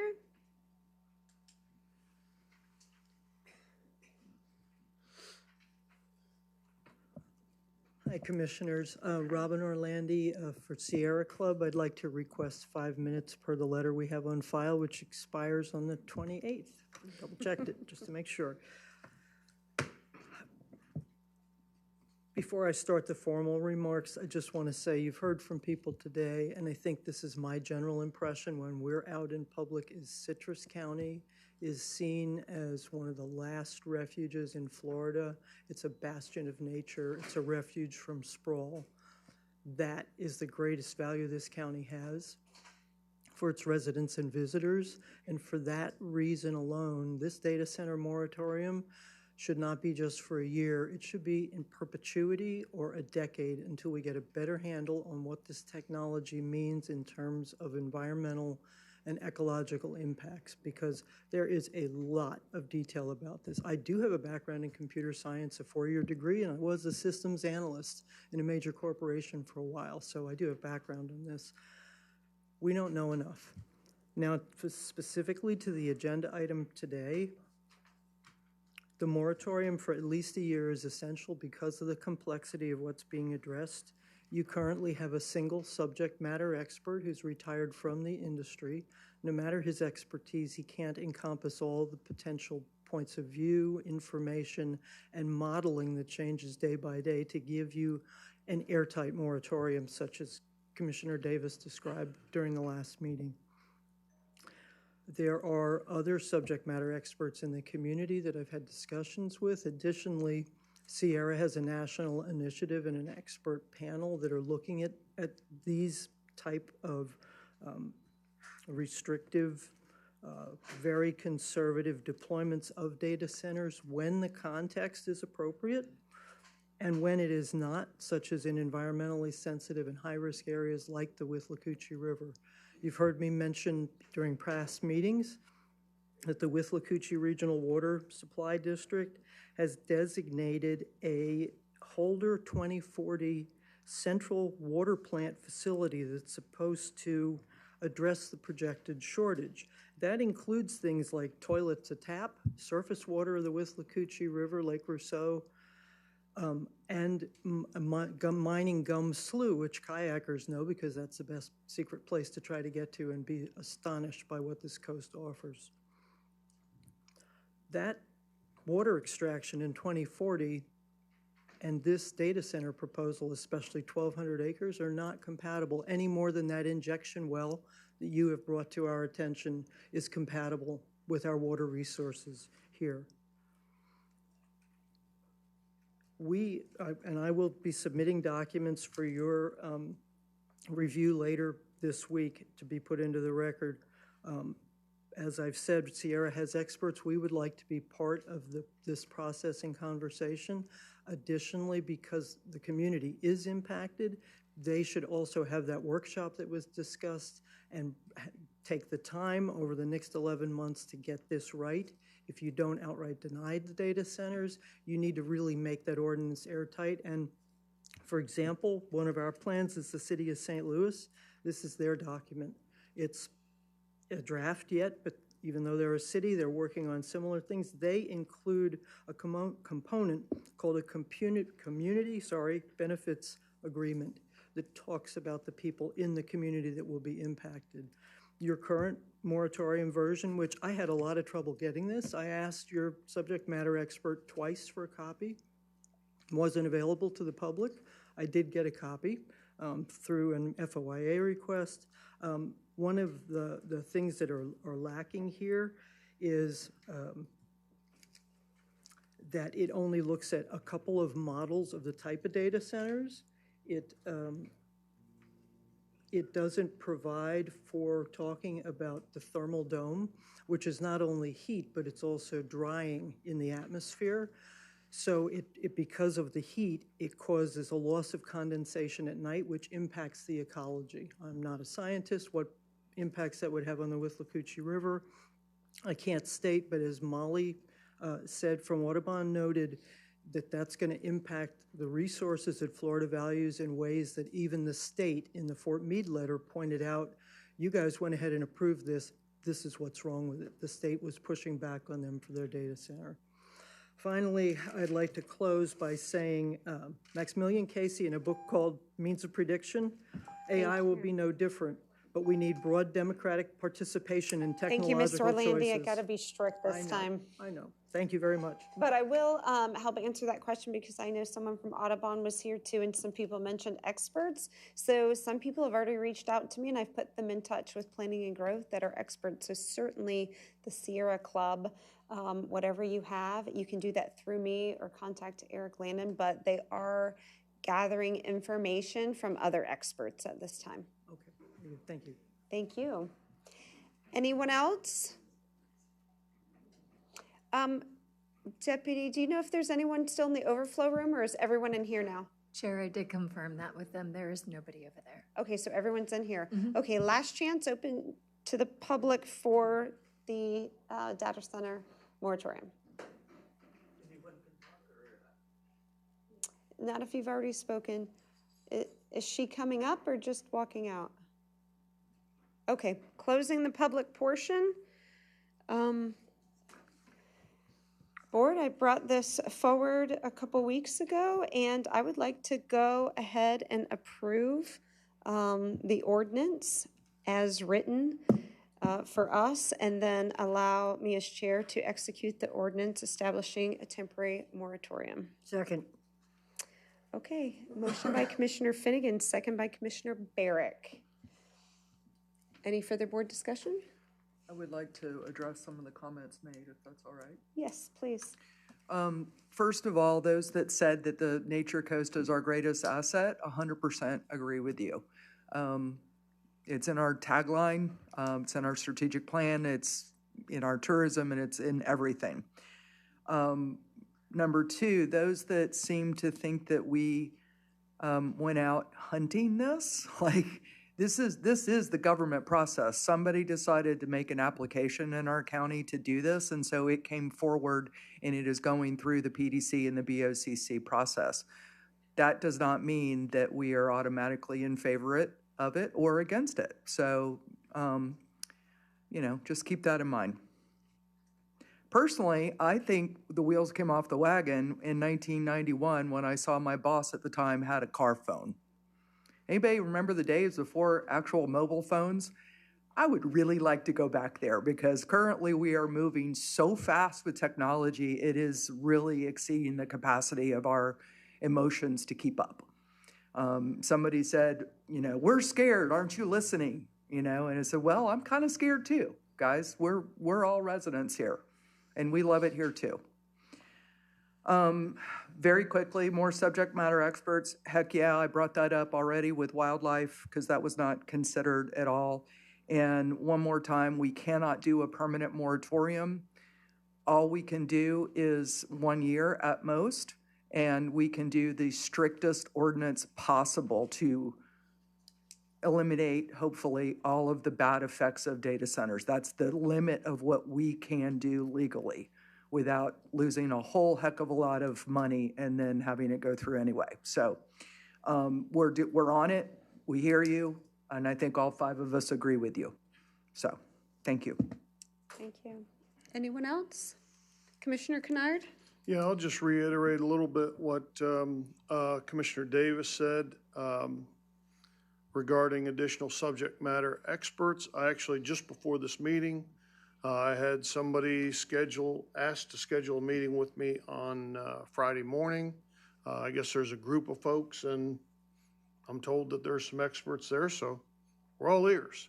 You know, I guess I owe Mr. Hicks an apology for mentioning his name in a previous meeting. He was brave enough to stick his head up and say, I've got some information to offer on these things. Your current ordinance or the current draft of an ordinance going before the PDC is absolutely full of holes and offers little protections. So that's when we tried to put the brakes on it and go, wait a minute, we need to beef this thing up before it gets to the PDC. So as has already been said up here, additional subject matter experts, we're all ears. We are looking to put forward an ordinance, or hopefully an ordinance comes before us that protects, as I've said in numerous emails to this point, protects the environment, protects our residents, protects our way of life. But as Commissioner Davis has already said, we cannot do a permanent moratorium. That'll get the county sued and we will likely lose. So the best defense that we can put forward is an ordinance that has very, very strict guardrails, if you will. And I heard several times, and I just want to correct this. I'm not condemning anybody that stepped forward and said this stuff. Thank you all for being here and giving public input. But there's a misconception out there that the county is bringing this forward. The county wants to do a data center. I heard a comment, one comment was that you've planned. We haven't planned this. We're trying to get ahead of it. And that's why, as I've said, again, in several emails anyway over the past couple days, I think the vote on this moratorium will be unanimous today. I'll be shocked if it's not.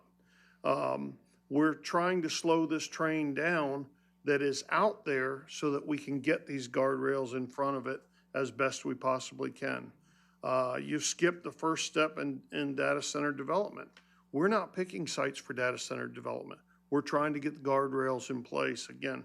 And I won't go through the different comments, but we are hearing you. We're trying to move through this process as quickly as possible. But again, to make sure at the end of it, we get an ordinance that is very restrictive and very protective of our residents and of our environment. Thank you. Commissioner Barrick. I just want to say something very quickly. I'm for this ordinance because as a county commissioner, we need time to get the proper ordinance in place, okay? Prior to any data center requesting permits. There are no permits. What there are permits that are requesting is a zoning change for land. It doesn't say they're definitely having a data center. My question, and I'm starting to feel really confused, but then again, Robin comes up here and she says she was able to get information. I don't even have that information. I don't think that's right. Commissioners should be getting information before the residents, so that we're at least aware of what's coming down. I mean, I started getting emails about data center, and I'm learning about data centers. You may be experts, but I'm not. That's why we need the time. That's why I'm for this ordinance, because we need the time to craft an ordinance that will safeguard our county. Thank you. Madam Attorney. Just to respond to Commissioner Barrick, so because the holder application is quasi-judicial, you don't have any information on that because you don't usually get that until you get your backup information before you're about to hear those cases.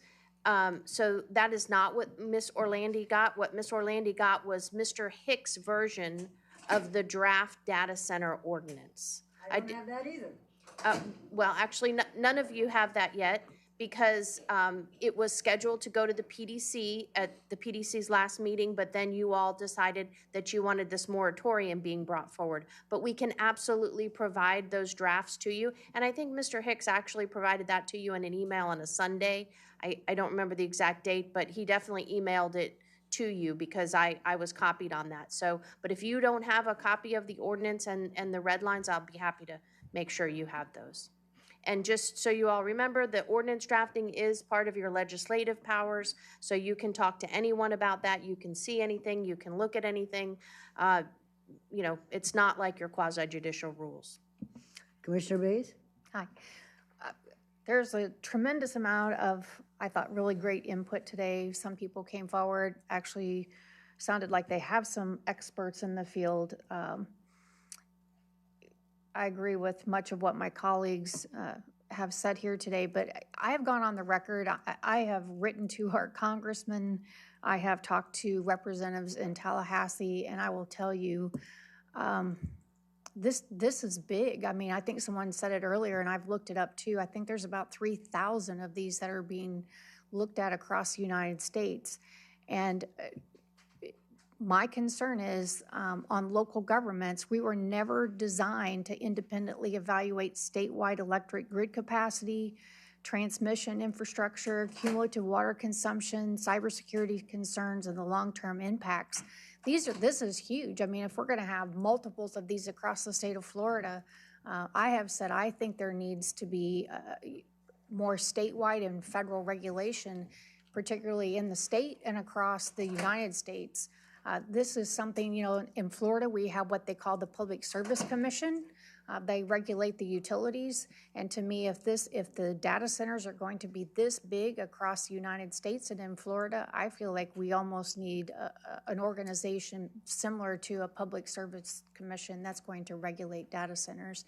I think it's something that's way beyond our capabilities on a lot of forefront issues of what we're talking about, how to regulate those strictly at the local level.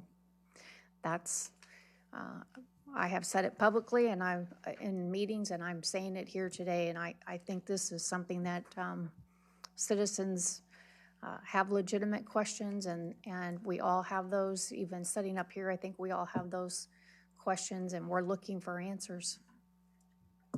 So thanks for being here, and thanks for giving us your feedback and your input. Any further board discussion? All those in favor? Aye. Any opposed? Motion right now is 4-0, and we'll catch Commissioner Davis when she gets back. And at this time, it is regular open to the public. Yep. I feel like there's so many numbers, so let's just try to do it somewhat. I don't know who's leaving and who's coming. Commissioner Davis? Aye. Yes.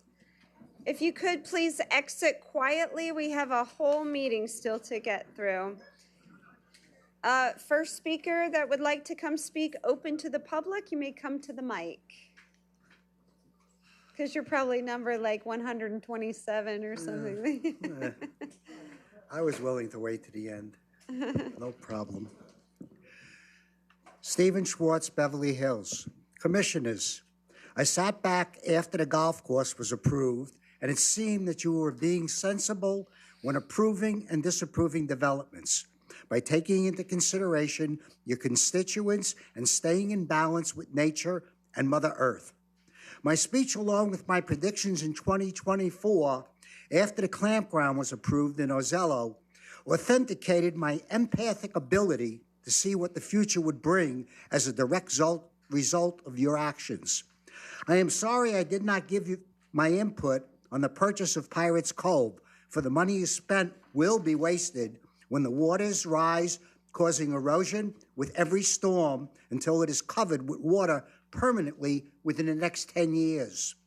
The Betts Farm was given to the county for a park, which you acknowledge parks are needed with the growth of youth in the county. If anything other than a park goes in, those who approve the change will be out of integrity and suffer the negative consequences of the law of attraction. You do have the opportunity to bring positive energy to yourself by correcting, where possible, your actions and making the correct decisions on future projects. Listen to your constituents, follow the law, and investigate the positives and the negatives of the project being approved. 3 of those coming up are the asphalt plant, sand mine, and data site. I'm sure you're being flooded with negative aspects on all of them, and I will refrain from repeating what has already been said and will be said prior to your vote. For now, I will tell you that I see nothing good coming from these projects, and depending on the vote, it will determine the effects of everyone in Citrus County, especially those that voted to approve. The law of attraction through karma will have the same effect on you as if you were living nearby those projects. At the planning board and the quasi-hearing, I will be more detailed of the effects of the individual projects being presented. Look deep and hard as to whether or not you want to keep Citrus as a nature coast with the charm that drew outsiders here. Every time you alter nature in a negative way by covering the earth with concrete and asphalt, you create the disasters of the future. I hope you will live with your decisions that affect future generations and the impact it will cause on all residents. Slow down, take a deep breath, and find the balance of the good old boy commissioners of no growth and yourself seen as the train wreck of Citrus County. Thank you, Mr. Schwartz. Next speaker.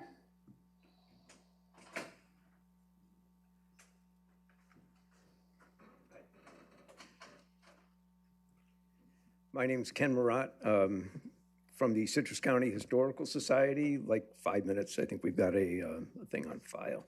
I'm from Inverness, Florida. I bring you greetings from Inverness, Scotland, where I just was last week.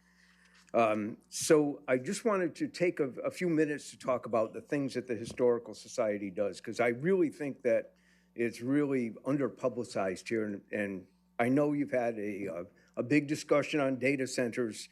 I want to talk about a history center when I clear the room. So hopefully you find this interesting. We've got a Smithsonian food exhibit that we put together, and many of the artifacts that are there are from our families that historically grew up here in Citrus County. In particular, Robert Croft, our president, spent hundreds of dollars bringing in new artifacts and some of the artifacts that his family had accumulated over the years. Over the time, we had our museum director changed twice. 2 of the people who were in charge of this project unexpectedly left, which meant that the new person, Lori Diesler, came in over from the Volunteer Center, has done a great job.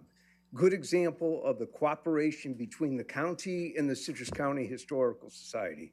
This woman picked up a software package. She had no idea how it worked, and somehow she was able to get all the panels squared away. My hat's off to her. So we just put up a new exhibit today on the Crown Hotel. It's the 100th anniversary of that. It's a pop-up exhibit. Got a lot of artifacts, pictures of what it looked like. That building was actually moved a while ago. You can picture that. We've got a multi-year project that we're just finishing up on integrating many of our artifacts that have been collected over the years and putting them up online so that people can see all those online. Mary Lou Brown, who's our archivist, is leading that effort, and she says that it will be ready within the next month or 2. We've also got a multi-year project to scan and digitize a lot of the old chronicles back from the beginning of when that publication started. We're targeting that to be done by the end of the year, and we expect that will be online through our website. Marcia Beasley, one of the founders of CCHS, is going to be giving a talk on local history tomorrow at the Floral City Library in the afternoon. If you can make that, I mean, she's a wonderful speaker, very knowledgeable. As many of you know, I write articles for the Chronicle. Every other week, I've got something. Sorry. Thank you for your comment. I'm sorry you do not have a letter on file. It must have expired, so you'll want to get that to the clerk. Okay. And Well- normally I would give you grace, but as the beginning of this meeting, here we sit. I have to be a tough stickler for the rules today. Okay, well, I'm history. Thanks. We do have we have another open to the public after the end of the meeting too. Next speaker, please.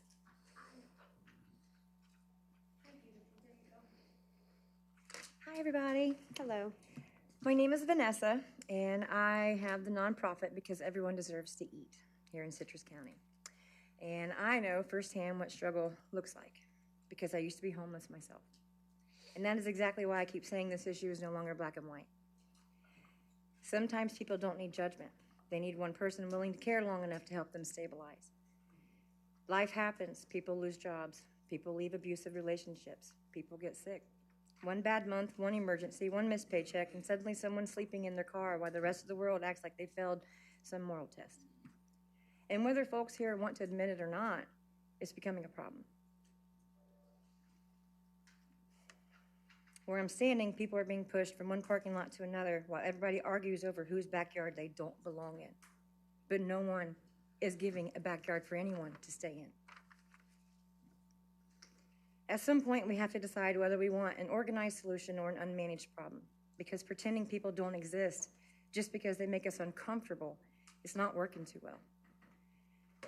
I'm not saying every situation is simple, and I'm definitely not saying there aren't difficult cases, but I am saying this county needs more compassion and less judgment. Not everybody is lazy. Some people are just tired, and they're tired of falling through the cracks that got too wide. My nonprofit, we've been out here feeding people and trying to help however we can with very little resources.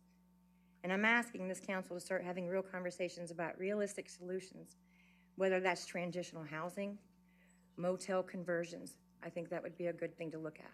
You can still ask people to pay a couple $100. You will still receive money from them. You will help them get back on their feet. Because at the end of the day, these are still human beings. And how we treat the most vulnerable people in our community says a whole lot about who we are. I was on the bus with most of you guys at the Tampa Hope, and I sat in the very back of that bus. And it was a wonderful day, it was a very sad day, but I ended up with a nonprofit because of that. From the moment I met you till now, I have done all of this, and I don't have a fancy chair. I'm just me. I'm not saying I need help, but I would like your help, and I would like to maybe one day collaborate and maybe do a fundraiser together or something that we can all maybe put ourselves in someone else's shoes for the moment, because I don't think no one's going to care until you live in them shoes. I was made to live in shoes that I didn't want to live in, and I judged harshly. But I don't judge no more, because I know what it's like to sit in them shoes. So you have more power than I do, and I've done more than you, and I don't mean that to be meanly. I need you to open your eyes, every one of you, because if you don't, it's going to get worse. And then it's going to be in your front yard. Then what are you going to do with it? Thank you for your comments. Next speaker.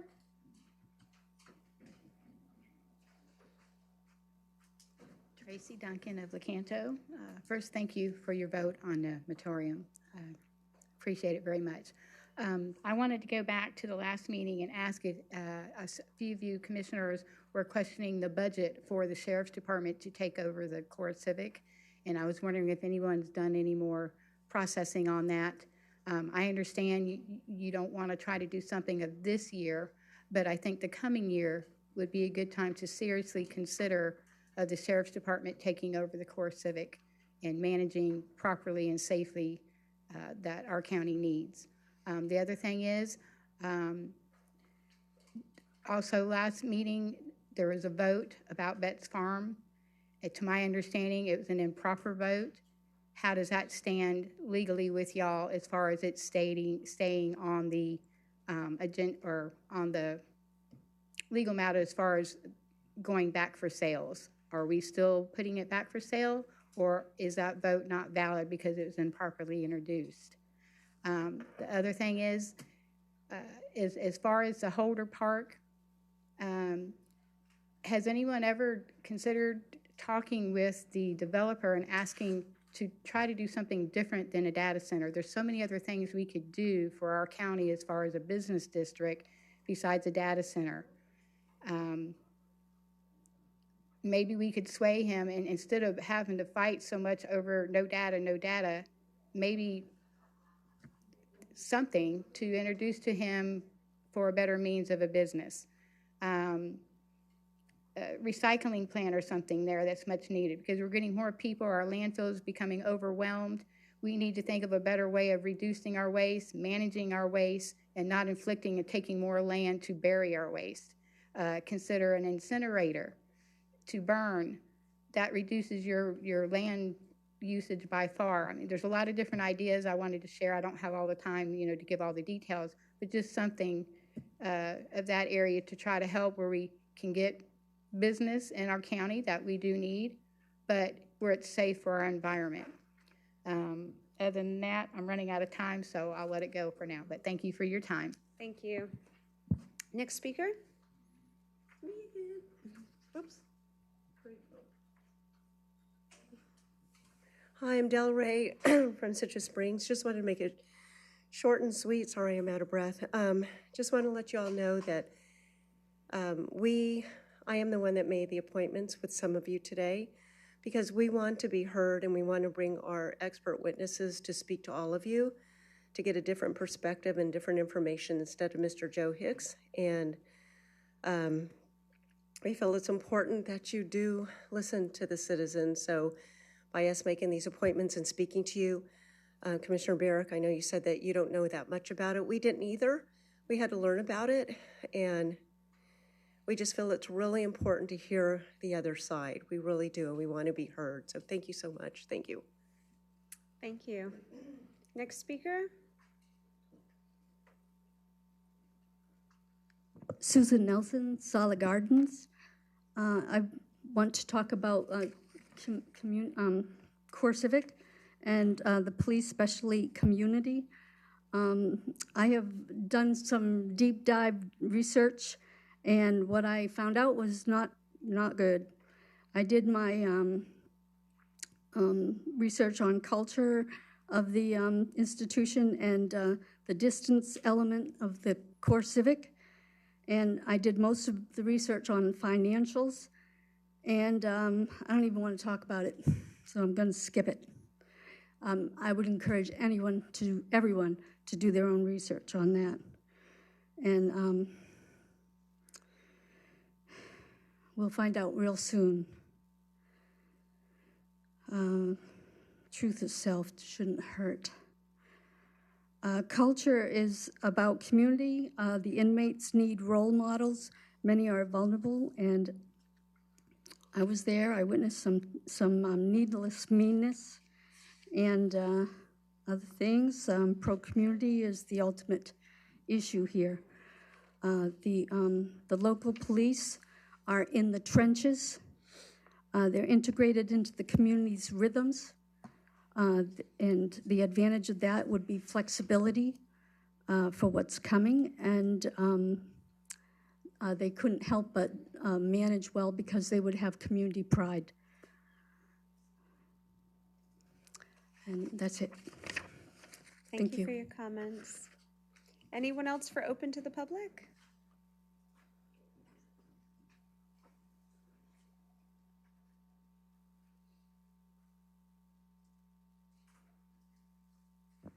Madam Chairman, my name is Dixie Hollins, members of the board, council, county administrator, and staff. I understand the moratorium, respectively. I also hope this county and the staff will continue on their course of working up an ordinance before it gets to the 11th month, so it kind of tracks the same time, so we're not looking at starting an ordinance on the 11th month, which will take another year. I understand why you all pulled it, because Mr. Hicks said there was a bunch of holes in it, and I agree there were some holes in it. And this is very similar, this ordinance is very similar to mining operation, noise, vibrations, et cetera, et cetera. And there are some very good experts out there that we can give you all the names of. Be glad to. I encourage this board to keep working on this ordinance. as the moratorium goes forward also. So as I mentioned, we're not in the 10th, 11th month, starting an ordinance, which will at least take 6 months. Thank you very much. I want to congratulate all of you all today for a wonderful, patient, courtesy meeting. Thank you, and God bless all of you. Thank you. God bless you too, Mr. Hollins. Anyone else open to the public? Last chance? Okay, closing open to the public. Board, do you have any comments? Yeah, I'd like to say something. Commissioner Barrick. Okay. Earlier I said I didn't know about data centers. That doesn't mean I don't know about them currently. It means when this came to me, I was not an expert on it. I had heard about them. I knew what they were from my mother and things like that. But over the course of time, you learn and you learn and you learn and you read and you listen. And that's exactly what I've been doing. But I know I am still not an expert on the subject. And when it comes to an ordinance, we need to craft it with time and, get it to where it needs to be. Okay? And I'm sure people out in the audience, you're not experts on no data center. You just get bits and pieces of everything. And that's what we get, bits and pieces. And you have to put it all together, and it takes time. So as things get going, I think we will get better. And Mr. Hollings said it best. We've got just enough time to get what we need and to get more experts, not just one, but maybe 2, 3, 4, however many would like to share with us. And we would love to hear from other experts so we can get more input. And I think that's one of the main reasons why we need the less than a year, but we need close to a year to get an ordinance crafted properly. Thank you. Anyone else? Okay. I will say, Ms. Duncan, thank you for sharing your ideas. The incinerator idea I had before, and I guess we don't have enough trash to make it cost effective, but I think there's a whole conversation into that. But always, thank you to each and everyone for sharing your ideas. And that would put us at E1. Motion to approve E1, A through M. Second. Motion by Commissioner Davis, second by Commissioner Barrick. Any public comment on E1? Any further board discussion? All those in favor? Aye. Any opposed? Motion carries 5-0. Motion to approve E2. Second. Motion by Commissioner Davis, second by Commissioner Barrick. Any public comment? Any further board discussion? All those in favor? Aye. Motion carries 5-0. Motion to approve E3 with a nod to Melissa Walker for sitting in the back patiently all afternoon. Second. Second. Motion by Commissioner Davis, second by Commissioner Bays. Any public comment? No, Melissa? Okay. All those in favor? Aye. Any opposed? Motion carries 5-0. Motion to approve E4. Second. Motion by Commissioner Davis, second by Commissioner Barrick. Any public comment? Any further board discussion? All those in favor? Aye. Motion carries 5-0. Thankfully, we've been waiting for that for a very long time. Motion to approve E5, A and B. Second. Motion by Commissioner Davis, second by Commissioner Barrick. Any public comment? Any further board discussion? All those in favor? Aye. Motion carries 5-0. Motion to approve E6, A and B. Second. Motion by Commissioner Davis, second by Commissioner Bays. Any public comment? Any further board discussion? All those in favor? Aye. Any opposed? Motion carries 5-0. Motion to approve E7, A and B. Motion by Commissioner Davis, Second. second by Commissioner Kennard. Any public comment? Any further board discussion? Yeah, I did ask Mr. Cheek, are we going to have enough water to do this? Because the other week, some people took the Hampton Hills, and instead of 2 houses per acre, they made it 6 houses per acre while I was away. But that was okay. And he says he thinks we should have, but he has to start watching, because when we start adding developments and we start adding dwelling units, they are adding up very quickly. So we have to make sure that the water department and water resources is capable. But I will approve this at this point in time because I did talk with Mr. Cheek. Any further board discussion? All those in favor? Aye. Any opposed? Motion carries 5-0. Motion to approve E8, A and B. Second. Motion by Commissioner Davis, second by Commissioner Kennard. Any public comment? Any further board discussion? All those in favor? Aye. Any opposed? Motion carries 5-0. Motion to approve E9, A, B, and C. Second. Motion by Commissioner Davis, second by Commissioner Bays. Any public comment? Any further board discussion? All those in favor? Aye. Any opposed? Motion carries 5-0. Motion to approve E10. Second. Motion by Commissioner Davis, second by Commissioner Kennard. Any public comment? Any further board discussion? All those in favor? Aye. Any opposed? Motion carries 5-0. Motion to approve E11. Second. Motion by Commissioner Davis, second by Commissioner Kennard. Any public comment? Any further board discussion? All those in favor? Aye. Any opposed? Motion carries 5-0. Motion to approve E12, A through F. Second. Motion by Commissioner Davis, second by Commissioner Kennard. Any further comment? Or any public comment? Any further board discussion? All those in favor? Aye. Any opposed? Motion carries 5-0. Motion to approve E14. Second. Motion by Commissioner Davis, second by Commissioner Kennard. Any public comment that was added about the burn ban status, getting rid of it, the burn ban? Okay. Any further board discussion? All those in favor? Aye. Any opposed? Motion carries 5-0. And that leads us to Ms. Veronica Camp-Schroer with outstanding commission items. Hello. Good afternoon again. Veronica Camp-Schroer, Special Projects Manager. I have just a few of my regular updates and then a couple of items that I was asked about at the last meeting. For our regular list, we have the Fort Island Trail Park Boat Ramp Expansion Feasibility Study. Staff did hold a meeting on May 7th with the team that is developing that study, and we are currently awaiting a final concept and cost opinion from them. So we are looking at getting all of the deliverables in around June, if not before, so that we can present that to the board. The other feasibility study, which is Homosassa Sports Complex, we are currently awaiting the final concept and cost opinion from that team as well. It's running right about on track, maybe give or take a week or so from each other. We currently have a time certain, tentatively scheduled for the July 28th BOCC meeting to bring that forward. And the last one on our regular list is SCOP resurfacing for Apopka. Phase 1 construction is to begin on the 26th of May, and that is between Anna Jo and Malvern. And should take about 2 weeks to complete once we deploy Phase 1 and then Phase 2. That will be a 4-phase project overall, so I'll keep you updated as we move forward. Any questions on the regular list before I give you my 2 short updates from last week? Board? Okay. The first question I received at the last meeting was the Inverness Airport Business Park. Phase 2's construction is underway. Site work and grading is the current status on that. And once that is completed, then you should start to see the infrastructure get laid down. I can get a tighter timeline on that for you right now, but we've done all of the preparation, and site work is the current step.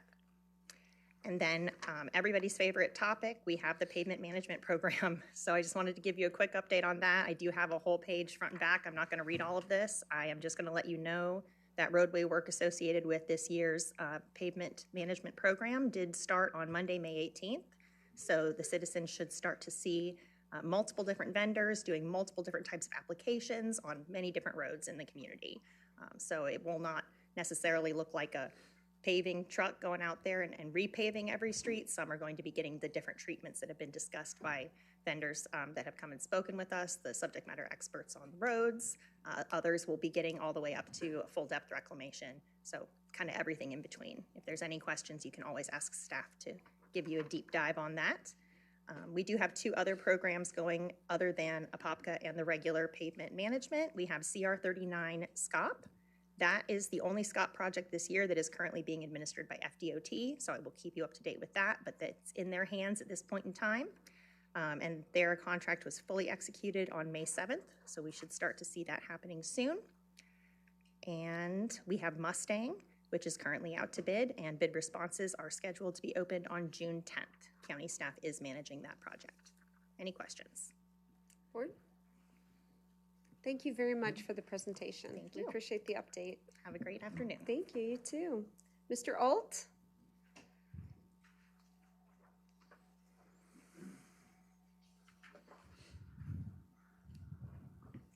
Good afternoon, Madam Commissioner and members of the board. Alexander Alt, Intergovernmental Affairs Liaison and Administrative Development Review Expediter. It's good to see you all again. I apologize for missing you at the last meeting. I was up in Tallahassee advocating on all of our priorities, both as it relates to the budget. So I just wanted to kind of circle back with you all. It's been a little while since I've had an update for you on what's been going on with the various special sessions taking place in Tallahassee and what to look at as we go forward. So first off, just to give you an overview and kind of repeat what we've seen so far. So we had the first special session, which was on the redistricting map. I'm sure you're all well aware of where that ended at this point. And I'm going to go into some details on the map just so you all can see it. But that wrapped up May 1st and went to the governor. The governor signed it May 4th. Now the map that was proposed is now going through the court system, so we'll see where that ends up. The budgetary special session, which was ongoing when I was gone last week, or last board meeting, and it looked like we were in for the long haul because they were kind of not getting along and not coming to some sort of agreement on where we need to land on the budget. But this past weekend, they actually had a lot of progress, and the Appropriations Committee kind of came together and landed on a lot of these different disagreements they were having, and I'll go into some details on that. And then finally, the property tax question. So that's the last special session that's being talked about right now, and they have until August 5th to get that on the ballot. Right now, the dates that are kind of getting thrown around is somewhere around the middle to end of June or beginning of July. But again, at this point, your guess is as good as mine. We're waiting on what the governor would like to do. This is a quick overview of all of our projects that we had going into those conversations that happened this weekend. I will say, as of right now, this is incorrect information because when I put this together, they had not had their meetings yet this last weekend. Our lobbyist, Sarah Sussy, is going to be here at the next board meeting to give a full update on all of these appropriations. I'm sure you've no doubt seen at this point the three that looks like we've landed on are Halls River Multi-Use Path getting $1.5 million. The Chassowitzer River Campground improvements getting $800,000, and the Halls River Multi-Use Path, they landed at $1 million. Our ask was $2.5 million. The other projects that were in there ultimately did not make the cut as we went through the appropriations process. Again, I would ask you hold your questions because Sarah will be here to talk more in depth on the appropriations process at the next board meeting. Alex? Yes, ma'am. Just for people watching at home, I think you slipped and said Halls River twice. So 1.5 is going to the Regional Safety Center. I did. Yeah, and you're then correct. 1 million Yes. to Halls River. I mean, Yes, all, ma'am. all great news, but Yes, ma'am. just wanted the people watching to know. Yes, ma'am. My apologies on that. It was That's fine. 1.5 for the Regional Public Safety Center, and then $1 million for the Halls River Multi-Use Path. My apologies. All right. So going back to the congressional redistricting map, again, like I said, the governor signed it ultimately May 4th. There were some changes that are going to impact Citrus County's representation in Washington, D.C.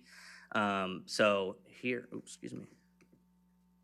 I don't know if it's easy to see on that screen or not, but the large orange kind of in the kind of northwest, just below that big light blue, that is where Citrus County is located. And right now it historically was in the same district with Hernando and Pasco County, represented by Congressman Bilirakis.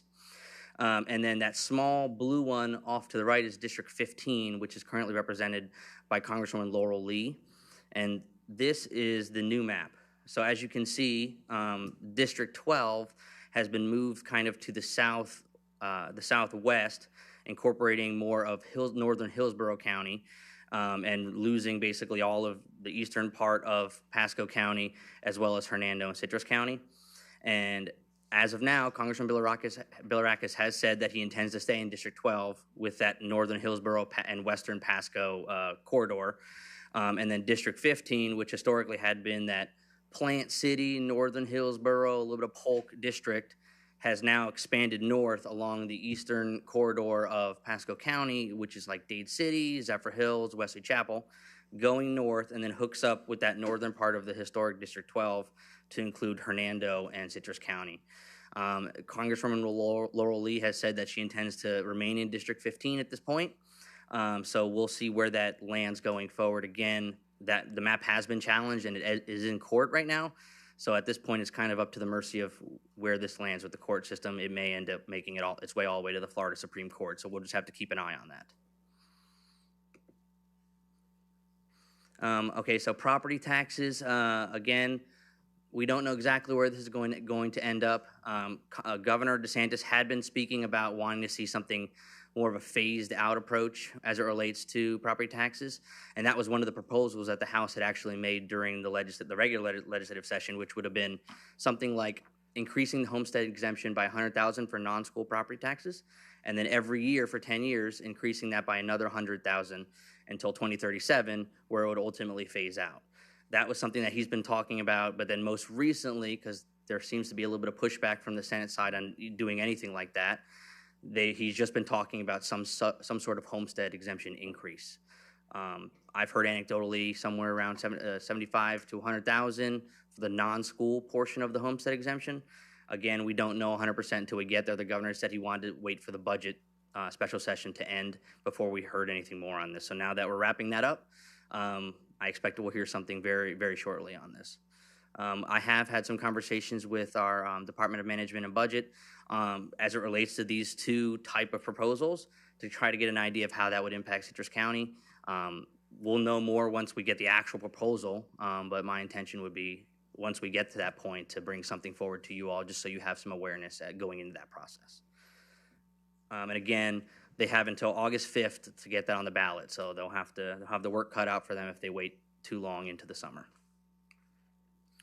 And then finally, I don't want to belabor the point too much as it relates to data centers, as I know that took up a big portion of the meeting today. But I just wanted to kind of reiterate some conversations we've had about the bill that was passed and ultimately signed by the governor, SB 484. So largely, the bill retains local planning, a local authority for planning as it relates to data centers. There was language in the bill originally that had to do with a 5-mile radius of any residential or school property. That language is ultimately removed from the bill and does not remain in there. And then the rest of the bill has to do with tariffs on large load tariffs for large load consumers that the legislature directs the Public Service Commission to adopt, and largely is protections so that any large load consumers do not push the costs related to infrastructure and operations onto the general ratepayers. And those will go into effect no later than October 1st, 2026. They will have to have there will have to be something submitted to the Public Service Commission for all utilities in the state by that deadline. And then there's some language related to water use as well. So, for example, water allocation permits will be issued if there is a reasonable beneficial use to the community, and if the issuance of the permit will not interfere with any presently existing legal use of water, and if the issuance is consistent with the public interest. And water management districts may not issue a water allocation permit if the proposed use of the water is harmful to the water resources of the area, or is prohibited by a local government zoning or comprehensive plan. So, and there's some additional regulations if the average daily flow, the proposed average daily flow is above 100,000 gallons of water per day by a large-scale data center. And then finally, it does not allow it to be administratively approved by staff. It would need to be have a public hearing before the governing board of the water management district. So those protections were put in place to give the public a chance to weigh in on these type of proposals. And finally, I just wanted to leave you with the road ahead. We'll keep you posted on any further special session updates as it relates to property taxes. As soon as I know, I'll make sure you all know. And again, our lobbyist is going to be coming next week to go more in depth on appropriations. Finally, we did get an update on the federal side for the Floral City Wastewater Interconnection Project, which was a $3.8 million ask.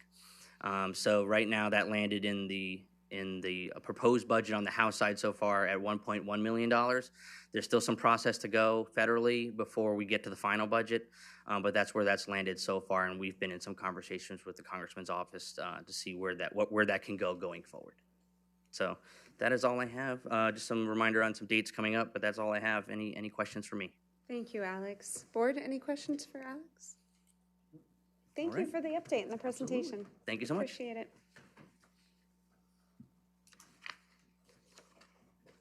Mr. Howard, do you have anything? I do not. Thank you. Commissioner Bays? Just a couple of things. I wanted to bring up, I believe that today was the last time that we will see Steve Bayham at a meeting. Is that correct? Yes, that's my understanding. Yes. Wanted to just personally thank him for his time here. I think he had a couple of great opportunities here that put some spotlight on us. And he did some good work on behalf of Citrus County. So I want to wish him and his family well in his new endeavor. But that also leaves that position open. And considering the budget season that's upon us, I would like to make a recommendation to this board to leave that position open. And I think Mr. Howard would be a great person to fill in the interim for that, and just tighten our belts up a little bit and see where we go from there. Considering that we've got a lot of things on the forefront of what's going on in Citrus County as far as economic development and see where that goes. I think he has a great background and well suited to handle that at this point. And the next part would be that we put a hiring freeze on all general fund ad valorem positions to try to bring our budget in line and see where we're headed. Commissioner Kennard? I would support that. I don't know, is that something that we can do without having an agenda item Well, specifically? I'm throwing it out there, so just to see if we can get consensus. If we do, then we can put it on agenda item and bring it back. Easy, you got mine. I'd be in support of that. Thank you. If you're looking, anyone want to give feedback to her? I could support both of the two ideas. I think it's wonderful that we're trying to do something positive. And the next thing I would like is maybe, let's take a look, get a list of all pending lawsuits. I think there's still some chatter out there about Wright Rudder. I think it got punted again. There's a lot going on with that. And Commissioner Kennard had brought that with a shade meeting, and I thought we were headed into, was it June? There was a hearing at the end of June, but or was it the end of May? I'm sorry, I don't have a present recollection. I thought it was May. Okay, I'm sorry. We had a hearing scheduled. The other side filed a motion to have that hearing moved. We opposed that motion, but the court granted that motion. So I'm sorry to say I can't remember when that hearing has been moved to, but we can get you a list. Yeah, and then just, I don't know if we need to go back into a shade meeting to discuss that and see what's going on, but where that stands, but see what we need to do to maybe rectify that. So would we need a motion or just direction, get a consensus to bring a shade meeting? Or So get it you're- on the agenda? I'm sorry, first you said all the pending lawsuits, and then you focused on Wright Rudder. So yes, we can bring you a list of the lawsuits, but if you want to talk about Wright Rudder, you'd have to have an agenda item to set the shade meeting. So. All right, can we, if everybody would be in agreement with that, can we bring back an agenda item next board meeting to set a shade meeting? I mean, Commissioner Kennard did that, and we had it, and we're waiting for the next meeting. I'm just not sure, paying the attorney, like, what's that accomplishing? Like, we want to resolve this, but I'm not. Because I think it's kind of open-ended now. I mean, what, you've had the, when's the next date? There is another hearing scheduled. I can look on my calendar. I don't have that in my mind right now. They had depositions, I think they had 2 depositions last week, and then the opposing attorney wants to schedule, I think, 3 depositions. They were scheduled, they were canceled, and I don't think the new ones have been rescheduled. That's for Quincy, Todd, and Bruce Register. I don't think those depositions have been scheduled, but there is a date for the hearing in front of the judge. I just have to find it for you. So, one moment. Kennard? Commissioner Bays, I'm glad you brought this up. I had just a little scratch on my agenda here to talk about it when it was my turn. I have been in opposition to the county's position on this particular issue since the very beginning. I felt like it was a waste of taxpayer money. I feel like it's still a waste of taxpayer money. I felt like I made it very clear that I would kind of keep my powder dry until we get through this May hearing. And here we are, the register keeps on ringing. We're gonna pay attorneys to continue litigating this ridiculous lawsuit. There's 2+ years left on this lease. We need to learn to just get along with these folks, live together, and drop this stupid lawsuit. I'm tired of paying attorneys. Commissioner Kennard, what's the difference if the hearing was in May or in June? We're not paying anything different. I gotta be careful. I don't wanna say stuff that I should not, that was said in the, let me just say, it was expected that we would have clear direction after the May hearing. We still do not have clear direction. We got a hearing scheduled at some point, or trial scheduled, I guess, for like February of next year. But I'm tired of the dragging along. I think, what are we at, $30,000 or $40,000 in attorney's fees now already? I don't have that number on the top of my head. This is an absolute waste of taxpayer dollars. I've said that from the beginning, and I'm gonna say that until we finally, and this board decides to give consensus or give direction to our legal staff to say, shut this thing down, figure out a way to put it to bed. Figure out a way to live together. From everything I've heard out in the community at this point, they're doing a fine job out there. Is it perfect? I don't know if it's perfect or not, but what I'm hearing is they're doing a pretty decent job. There's actually folks from the Crystal River Airport that enjoy going to Inverness more so at this point because of past fuel problems and so forth. This board needs to show some leadership and put this stupid, expensive lawsuit to bed that we can still lose even after spending all the taxpayer money on it. The date is July 30th. So it's not June, it's July? It's July 30th. Yes, ma'am. So it's more than just a couple of weeks. Yes, ma'am.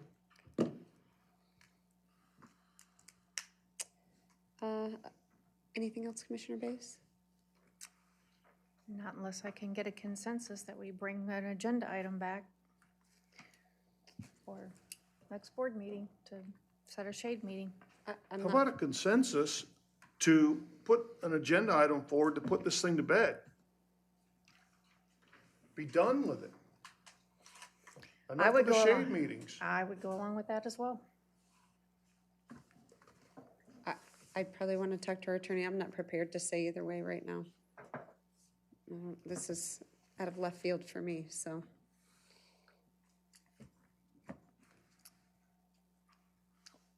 I will be asking for an agenda item then for next meeting to put an end to this lawsuit. Hallelujah. And we'll let the board vote on it then. Commissioner Davis? It's on my agenda item? Or are you talking about Right Rudder?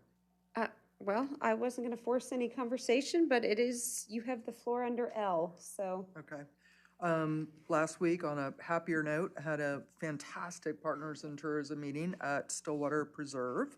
Any of you guys ever want to go to one of those, they're well worth the time. And have forced the Citrus County Community Charitable Foundation this Thursday, which I'm looking forward to. So that's it. Commissioner Kennard. Well, I scratched off Right Rudder. I won't talk any more about that. I think I've reiterated my position on that one. If there's anybody still watching or paying attention out there today that I have not responded to your email over the past week, I'm trying hard to get through them all, but there is a massive amount of them. I got home in the wee hours of Sunday morning and began working slowly on them Sunday. Again, some of them yesterday, and I think I've gotten maybe a day or two of them out of the way. So I will get to them. I'm trying to respond to all of them, but at some point Sunday, is when I assume we've gotten an email about it. I haven't seen the email yet, but Sunday is when I was informed that we did not have a ruling on that case. And so anyway, I will leave it at that. I will get to your emails. I'm not ignoring you. It's just a time factor. And lastly, Tuesday, June 2nd is my next coffee with your commissioner date at Paddle Tail Waterfront Lodge in Crystal River from 8 till 9 o'clock. Everybody's welcome to come out. They'll serve us a cup of coffee, and do we not just sit there and talk about whatever subjects people want to talk about? We go through it for an hour. You decide what topics we're going to discuss. Commissioner Barrick. Nothing today. Thank you. I do not have the numbers in front of me, but the Veterans Advisory Board, I'm thankful for them. Our veterans come together, and some stats from our own veteran services. They are helping usually around 800 separate individuals and their families every month, and usually between 7 and a dozen outreach events. So thanks to our veterans that have served, continue to serve the community on this advisory board, and to our own veteran services. They're all working very hard, and we appreciate them. Madam Attorney, do you have anything? I have nothing. And we're at the last open to the public.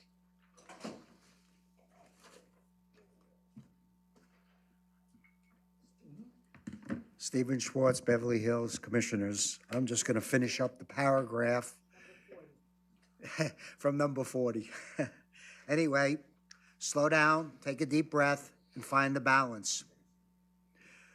To have a life filled with quality, one needs water, nature, and a healthy Mother Earth. No growth and express growth except for workforce housing. You can deny any development or request that workforce housing will not incorporate. So if you have a developer that wants to come in, you can deny his request, and at some point have him amend it, and maybe he'll put housing for workforce housing into it to get it approved, just as Dix did when he did the golf course and it was not approved. He amended it, made changes, took the wall down, and then after that, he was approved for housing that will benefit nature and all of the community around there. Thank you, and I appreciate you guys very, very much. This is one of the best meetings that I have seen in a very long, long time. Calm, collective, and interested in what every single one, not that you're not always interested in what people have to say, but you seem more attuned into it tonight than you have in a very long time. Thank you. Thank you, Mr. Schwartz. Next speaker. Did you want to finish since you didn't have your letter on file? No? Anyone else? Last chance. Tracy Duncan Lecanto. I'm not sure if I'm misunderstanding, but I had asked about where we are standing at the possibility of the Sheriff's Department taking over Core Civic. At the last meeting, I recall a couple commissioners being concerned about if our budget would allow it. And I was wondering, have y'all looked into that to see if our budget would allow it? And are we going to try to move forward on that within a, near time? I understand this year is out, but this coming year, I honestly strongly request that y'all consider that. So is there being homework done on the situation with the Sheriff's Department taking over Core Civic? And where are we standing with the Betts Farm situation as far as the last vote that was improperly done? I'm just unclear. I was wanting clarity if I could get that. Thank you. Anyone else open to the public? Okay, with that, I will close open to the public. Commissioners, do you have any response? I'll make a remark about the jail contract. The next agenda or the next board meeting we have will be bringing back the budget. based on what I know from when the sheriff brought his budget request just for the sheriff's office, they're only anticipating about $6 million in new revenue. And his request is for $5.6 million of that on the sheriff's side. And so we still have the rest of the constitutional officers to fund, all the unfunded state mandates. And I think we want to continue to do our residential road resurfacing program, which is going to require some additional funding. And I think the next budget meeting you'll start to see, or the next board meeting with the budget, you'll start to see us having those conversations to determine what the affordability is and what that looks like and how we can get there. I don't think there's anybody that doesn't want to do it. It's just we have to look at the budget and try to figure out timing and how we can afford that. Anyone else? Commissioner Davis? That is allegedly an improper vote. That is our code, and we are the ultimate overseers of the code. That's not a state statute. And 3 of us decided that it was within limits. And most specifically, I changed the wording from the agenda item to be in compliance with our code. So, and then someone brought up the fact that it wasn't noticed that way. Well, it is substantively the same thing. So I would say that having a motion to reinstate a contract is no different than a motion to terminate a contract insofar as our code. So I have been remiss in not putting a public statement on my commissioner social page, and I will do that so folks can take a look at it. Thank you. Ms. Duncan, if all that was clear as mud, so the jail contract, some commissioners saw a path forward for funding, others did not, so that failed. So I do not believe anything's moving forward with that unless someone else brings it back on the agenda.